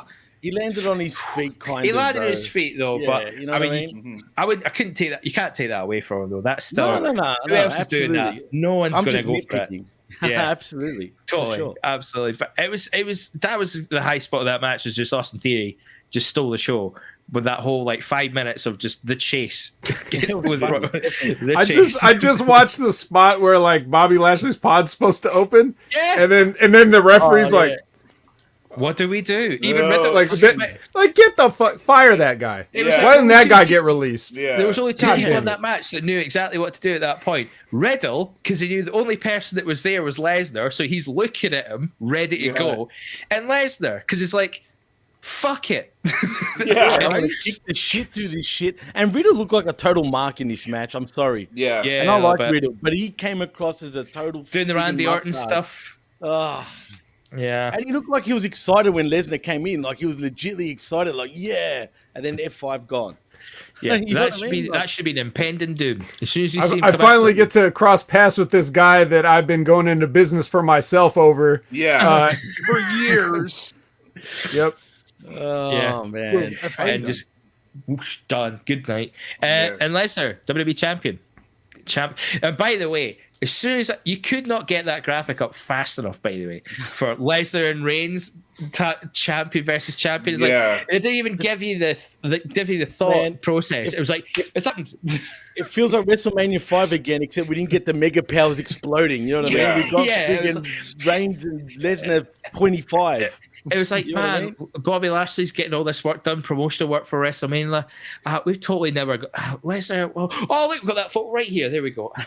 Yeah. Like, just let us suspend their disbelief a little bit. You know? No, but remember, this is the same company who I just heard this today. Mickey James was talking about. They were doing a show in Richmond, which she's from, in like Richmond, Carolina. Did a show there, got up at 4 a.m, did all the media for Richmond, and then they fired her that afternoon, right? She was going to the and gave her the trash bag too. No, well, and then later, yeah. But this is like the first time in 2010. She did all the media that morning, was at the gym, missed a call because she was at the gym, was at CVS, missed another call, and then told her that, oh yeah, by the way, we released you after doing the media that whole day in her hometown. And not going to have the show that night. Of course, that's like at your job when they fire you at the end of the day after you got your whole workday in. That's a standard procedure. Mickey shouldn't be upset about that. Yeah, right. You know, great job. Here's your papers. Yeah, see you later. And here's your stuff in a trash bag. You know? That's it. Yeah, and out the trash you go. This is the same company that does all this kind of shit, you know. My and it just, God. you know, and then we come in and going, well, why is this like this? Well, it's because it's WWE at this point. We know what do we do? And the philanthropy is off its head too, man. Yeah. I mean, they go hard on that shit as well, and they just have no shame. This company at all. They don't. I mean, if you were in any doubts before tonight that this was the Brock and Roman show, they're gone now. This is the Brock and Roman show for the next 6 weeks. Like, that's all this is. Like day one, basically after what happened, after Roman catching COVID creatively has destroyed this WrestleMania run. It has many ways. Really, when you think about it, though, WB, they can't help themselves. They had to they panic booked that day one main event, and they didn't even have to do that. They shouldn't have even had Brock in that matchup. But whatever. They still could have had Brock win the Rumble off the back of that. They could have said, we had a chance day one. It didn't happen. We'll have to reschedule. Heyman turns anyway. He goes like, it'll be a date of Roman's choosing, not yours. I'm sorry. And so, you know, just fuck with them for the whole time. But so we've got this. It's the Brock and Roman show. The Royal Rumble made that abundantly clear. Tonight made it even more abundantly clear, especially when you look down the card, who's there. I mean, we've just spent the best part of 2 hours wondering who's going to have this, who's got this, where they're going to go on the card. Like, this is going to be a rough build to WrestleMania unless they pull the finger right now. This is usually the time when they put out their best TV, arguably, and there's no confidence in it. Well, it's Brock and Roman and friends. That's basically what this is. Right. I mean, and that's it. You know what I mean? Yeah. Yeah. You know? Like even Ronda Rousey now feels like an afterthought. She does. I mean, and she's struggling, I feel, man, on the mic and everything. She looks like a deer in the headlights right now, in my opinion. I don't think she even wants to be there, man. It doesn't feel like it. I don't think she should have talked. I don't think she should have said a word after she won the Rumble and just come in and wreck house. That Raw after the Rumble, I was cringing all the way, man. You could tell she was forgetting. Man, it was bad. It was bad, and you could tell it was affecting her too. She knew it was bad. Yeah. And it just felt cringy as fuck, man. There was a thing I was reading, and it was about Ronda Rousey in that promo. It was the time. I think that was the same place at Survivor Series where it came to a head, where she got booed, got the really bad boos from the crowd, and that was it. That was the turning point. And apparently, she's still bitter about it. Like, she's still bitter at this arena. And it's not as if it's the same fans in the building, but she's still held on to that bitterness that she's coming in, and that's why it came across in the promo that much that someone had backstage had to say, is like, look, you got to let it go. If you're going to be the baby face in this, you need to let it go. It's true. I've got one thing to say to Ronda Rousey: get over it, sugar tits. I mean, seriously. Yeah. I mean, god damn it. You know, and why did the fans do that? Because they gave Ronda the 95 diesel, where like they said you should be smiling all the time, and you know what I mean, like just don't be anything like who you are. And then the fans are just kind of like boo, because they just weren't coming up with really any hot stuff for her to do. Right. I think she did very well considering the circumstances. And then I'm gonna take a stab and say that thing that she said where she kind of like cut the shoot promo, you know, like on the talking about if this was real, I would kill all these women and stuff. Like, I think that was probably a Paul Heyman idea that she should not have been advised to listen to him, because you can't say something like that. You can't, not only because of how it makes the fans feel. Don't worry about the fans. You can get heat with the fans some way. But when you say, I will kill all these women, and then you go on TV and lose to the women that you say you're going to kill, whenever you can't do something you say you're going to do, you look bad. In real life, in wrestling life, anytime. And that was just sort of like a bad exit for her that didn't have to happen. It didn't have to be that way. But it's because they don't know what to do or to get out of their own way as far as like, this show is just all for Vince McMahon and his buddies, like personal ribs and stuff like that, rather than actually trying to make money. That's what you're going to get with when you got, and people like Ronda can punch their own ticket because they know that the WWE is desperate and they know that they can, they'll capitulate for whatever concessions they want to make. They even let Mickey James wear the Impact title for crying out loud. So, so like, what do you think? Our country, Yeah. What kind of shit? What kind of shit do you think that Brock Lesnar's going to demand? What kind of shit do you think that Ronda Rousey's going to demand, or any celebrity that comes in? That that comes at the expense of, instead of making an actual whole roster that these people can interact with, they marginalized all the rest of these people. We're talking about like Steve Austin coming to do this WrestleMania and the alleged rumored match being Kevin Owens, and we all scoff at it like, Kevin Owens, why the hell should he be on Steve Austin's level? Whereas they've had plenty of time to get Kevin Owens up to Steve Austin's level to where this could have been something. And they chose not to. And you can go down the list of everybody that Triple H's NXT has sent up, and they've just been like, nope, not worth a damn. You know, and then you end up with a WrestleMania 2-night event in a humongous stadium that you're going to struggle to sell out because the only people that you've got is Brock and Roman that, we've never seen that match before. Last year, multiple times. Yeah. Let alone as many times they've had it before. So like, hey, that's the WWE's thing. Let's sell you something you already bought, and act like it's new. That's all right. At least we get the cutouts maybe this year again. Ooh. The cutout fans. So I'm looking forward to that. It'll might. Be a full house. We might, because those 100,000 or so tickets that you said were sold across both nights. How many of those are going to be scalpers who aren't going to be able to offload them? 100%. Loads. Yeah. 100%. Gentlemen, I don't mean to cut you off, but I have a timer ticking down on my computer, and it's either going to reboot here in about a minute or explode. One of the two. I'm not sure which. So that Hiromu Takahashi computer. Yeah. So keep up with me on social media at Not Jargo. Gentlemen, thank you for having me, and I will talk to you again soon. Jargo, Thank you very much for coming on. Jargo. Pleasure. You know what? It's probably a good. On that note, it's probably ironically bombshell. We should probably probably kind of call it off. But this has been a banger of a show, by the way, guys. Thanks so much for joining us and taking the time out to come and talk to us about not just Elimination. We covered so much stuff on this. We need to do this more often. We need to do stuff like this all the time. We need to get not just like pay-per-views. We'll figure something like, because this has been banging. This has been one of my favorite shows for a long time. Yeah. So we shall do this again. Jimmy, where can we find you? Well, you can find me at the PWC Network and at DJ Mass Effects. And more importantly, please like and subscribe at the pwcnetwork.podbean.com, where you can find all our shows. Yeah. Are they on time shows, or is it usually predicated on your pee schedule? Well, look, it depends on the situation. Like right now, for example, hate to throw him under the bus because I'm not trying to, but Chris has been busy, so we haven't had a chance to talk AEW yet. We will, but sometimes just shit clashes, man. It is what it is. No, I know. It's fun. We like fucking with the Australian. It's fun. Oh man! Well, what time is it right now? For me, it's 4:30 a.m. So yeah, man, and I'm in 4:30 in the morning, man. So yeah. I'm doing it tough, man. But you're in lockdown anyway, so it's not like you have anywhere to go. They got you on fucking lockdown, so not anymore. We're not in lockdown anymore. I'm a free man. That's it, man. Woo! But you know what? Come winter time for us, we probably will be back in lockdown. Hopefully not, but who knows?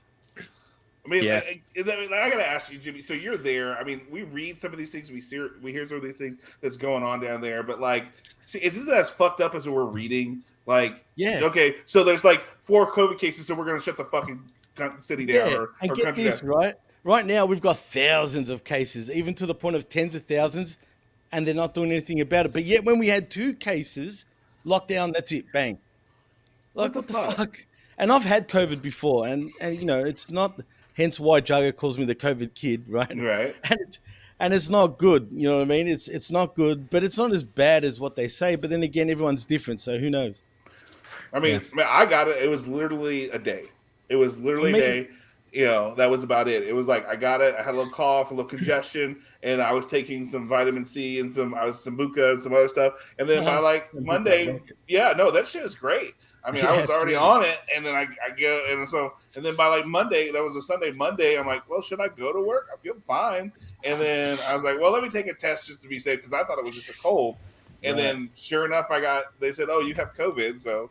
Yeah, they changed the rules. Like they just changed the rules, so I was only out for 5 days for work. And then, well, for me, the first 3 days absolutely killed me. Like, I mean, all I wanted to do. It's funny. The first day I did the Uncaged show is when I got COVID, so I was feeling wrecked, like big time. And then I went to sleep because it was during the day my time doing the show, like about midday my time. I went to sleep. I fell asleep after the show, and I literally didn't wake up till the next night. And that's all I wanted to do was sleep and run to the friggin' restroom all the time. That's what got me. And it started with a headache, and then it progressed to sort of worse. But it wasn't that bad. I was over it within 3 days. It's the after effects that actually sort of screw you, man. Like right now, I've got pains in my leg that I can't seem to shake off completely, right? And they say that's like long COVID. Yeah. Like, you know what I mean? So it's those things that sort of affect you sometimes. But other than that, I feel 100% great. Yeah. Well, I mean, it's just interesting because, we hear, we're on one end of the world and we hear like what's going on over there. And so kind of like, we hear what goes on in Scotland or whatever and different stuff. And it's just interesting to get a personal perspective, because, it's like, how are people allowing this? How is this? Okay. Well, they were riding, dude. They were riding. I mean, look at what's going on in Canada. Oh, yeah. I mean, geez, dude, they were smashing things. They were taking over roads. But that, the I would cops say, were being we weren't hearing any of that. We weren't hearing any because of that. they were blocking it out, dude. You can ask Jargo, right? I'd send him clips or whatever. And, he was blocked from seeing it. So the rest of the world was pretty much blocked from seeing it, which is crazy, right? And shit was going crazy. Like, even for me, once we were in our 4th or 5th lockdown, I said, fuck this. I'm not fucking staying home. I'm going out. Like, funny enough, ironically, that's when I caught COVID, right? But but I was sick to death of it, man. Legitimately. I was paranoid on getting home in time, man, at first. Like, because the cops were being absolute assholes, man. And they were just fucking everyone up. But then when I stayed out and I would go out on purpose, because I was like, no, I'm not staying home. There was not one cop on the streets for some reason. Which is odd, right? And the roads were dead. But yeah, man, at least now there's no more lockdown. But our leader, man, what you guys would call a mayor is our premier, right? Okay. Like our state sort of governor, shall I say? Gotcha. He's just an idiot, man. He doesn't give a shit about the people at all. And he's just totally fucked us up, man. And he doesn't give a fuck. And now, like, it's the complete opposite. I don't get what's going on. We've got tens of thousands of cases and no lockdown, no nothing. What I don't understand is, and I'm sure it's the same for you guys, you can't get into any place without showing that you're triple vaccinated. Not fucking Texas, baby. Fuck Texas. Texas is like, fuck that shit. Well, yeah, see, and that's awesome. And that's what I don't understand, man. See, you guys, and what I appreciate about the United States and their people is that you just don't put up with that shit, man. You know what I mean? At all. Not you know Texas. What I mean? Right. While in Canada, they're being labeled as like pretty much Nazis, but they're doing nothing. They've got jumping castles at the protests. They're being peaceful. They're singing "Oh Canada," but they're terrorists apparently. Right. You know what I mean? It's crazy. Like, that's crazy. So I feel for Canada, man, because I understand how it feels. And Trudeau's an absolute prick. Oh my God. And that's the problem here in the United States. There's so much division that really, honestly, it's that case. Like, you've got Texas and you've got places like Florida who are like, so different. Yeah, they're saying President Biden, you need to shut down, and both of them are going, fuck you. Our governors are giving the finger and saying like, no, fuck you, we're not doing it. And yet, and then New York, for example, is the opposite. Yeah, and then you got New York, who's super locked down, California, they just had the Super Bowl out there, and it was interesting because so a local radio station goes to the Super Bowl every year. So they went to the Super Bowl in Los Angeles, and they said you had to show your your vax card in California, and then like half the guys are like, I didn't even have to get vaccinated because in Texas it's whatever, you know. Yeah, you know, it's and awesome, then so man. they're going, I don't have a vax card. Well, why not? Because I didn't need to get vaccinated. There was no point, and so they were having to like figure out how to get into restaurants. Well, it's easy, man, because I've figured it out the way, and I don't want to like snitch on myself or anything like that. But put it this way, there's ways, right? And the thing is, I'm not an anti-vaxxer, but until I see proof that the vaccination actually works, right? Because I know so many people that are double vaxxed that have still gotten COVID and still got pretty sick. You know what I mean? I'm not vaccinated yet, and now I'm not even allowed to get the vaccination until I've been 6 months not having COVID. Otherwise, apparently, it can kill you. But you know what else is going on here, which is crazy? People are making other people get the vaccination as someone else, right? Because they don't check up properly. Yeah, no shit. That's what's going on here. So I know a person, right, that's been vaccinated. I kid you not, like 10 times, right? Because he's getting paid to get vaccinated. For someone, I kid you not. That's what's happening, dude. Yeah. You know Vaccine farmers. I'm telling you, dude. And I was asking him, I'm like, are you all right? Why the fuck would you do that? Like, do you feel all right? He's like, I don't care. I feel great. But you know what's funny? He got double vaccinated in one day recently, and that was his fourth time by this point, right? Holy shit. And it sounded like he was talking so fast, right? I'm like, dude, I kid you not. I'm like, you sound like you're flying, man. Like, what's wrong with you? You know what I mean? Maybe he's getting high off of that shit. Vaccination. Yeah, that's a true story, man. I kid you not. That's like those people. I mean, that's like those people that get the drug and food trials. Like, hey, you want to try an experimental drug? Here's some money. Man, like, and why not? What's that any different? shit, man? They get paid for it, and they don't give a shit. So, yeah. So he was basically getting paid from the people that he was doing it for, right? Yeah. And that's he was getting paid $1,000 a needle. Can you believe that shit? Yeah. Right. Real. Anyway. So I'll get some comments on here. So I'm just gonna let you guys know in the comments, just so you're aware. This video will come off after we finish because it's only gonna be available on Channel Attitude, and I'll get to the plugs already. So we can talk about it. By the way, I'm not an anti-vaxxer, but I also am the person that if I'm gonna get cancer, I'm gonna go live my life. I'm not gonna let them put that chemo shit in my body. Yeah, fuck that. shit. I mean, it's not. Bad, I don't trust the fucking pharmaceuticals for that kind of shit. Jimmy's like, well, I'm being serious, man. Yeah. Elimination chamber. Elimination chamber. Exactly. So Jimmy, I get you, but I'm like evil. Like I'm not putting chemo in my body. I'm not doing anything like that. I see what it's done to family members in my life, and I'm like, fuck that shit. I'm not gonna do that. I don't want that kind of. If this is the route we're gonna go, I'm gonna shoot radiation and chemo into my body to get rid of cancer. No, I think I'm gonna find. I'm gonna do something else. Anyway. I'm gonna call it a day. Could be here for hours. We're gonna be here for ages. Also, I'm looking forward to show, James. I'm also looking for some production messages later in the day. Thanks, guys. So we'll get the plugs out. Vet, where can I find you? Oh, you can find me everywhere. You can find me on all the Hump Me Media Group shows and at Opinion Haver everywhere. Been on Twitch a little bit more recently, so follow me there. And Jimmy, if Chris has not been able to talk about AEW with you and he's not going to make it, well, you know where to find me just in case you need a fill in here and there. Well, you know what? Yeah. You know what, Vet? I was actually texting him in between the show saying we need to do the skirmish ASAP, right? Dude, if he's not around, will you be down, say, like in the next hour or two? In the next hour or two? Sure.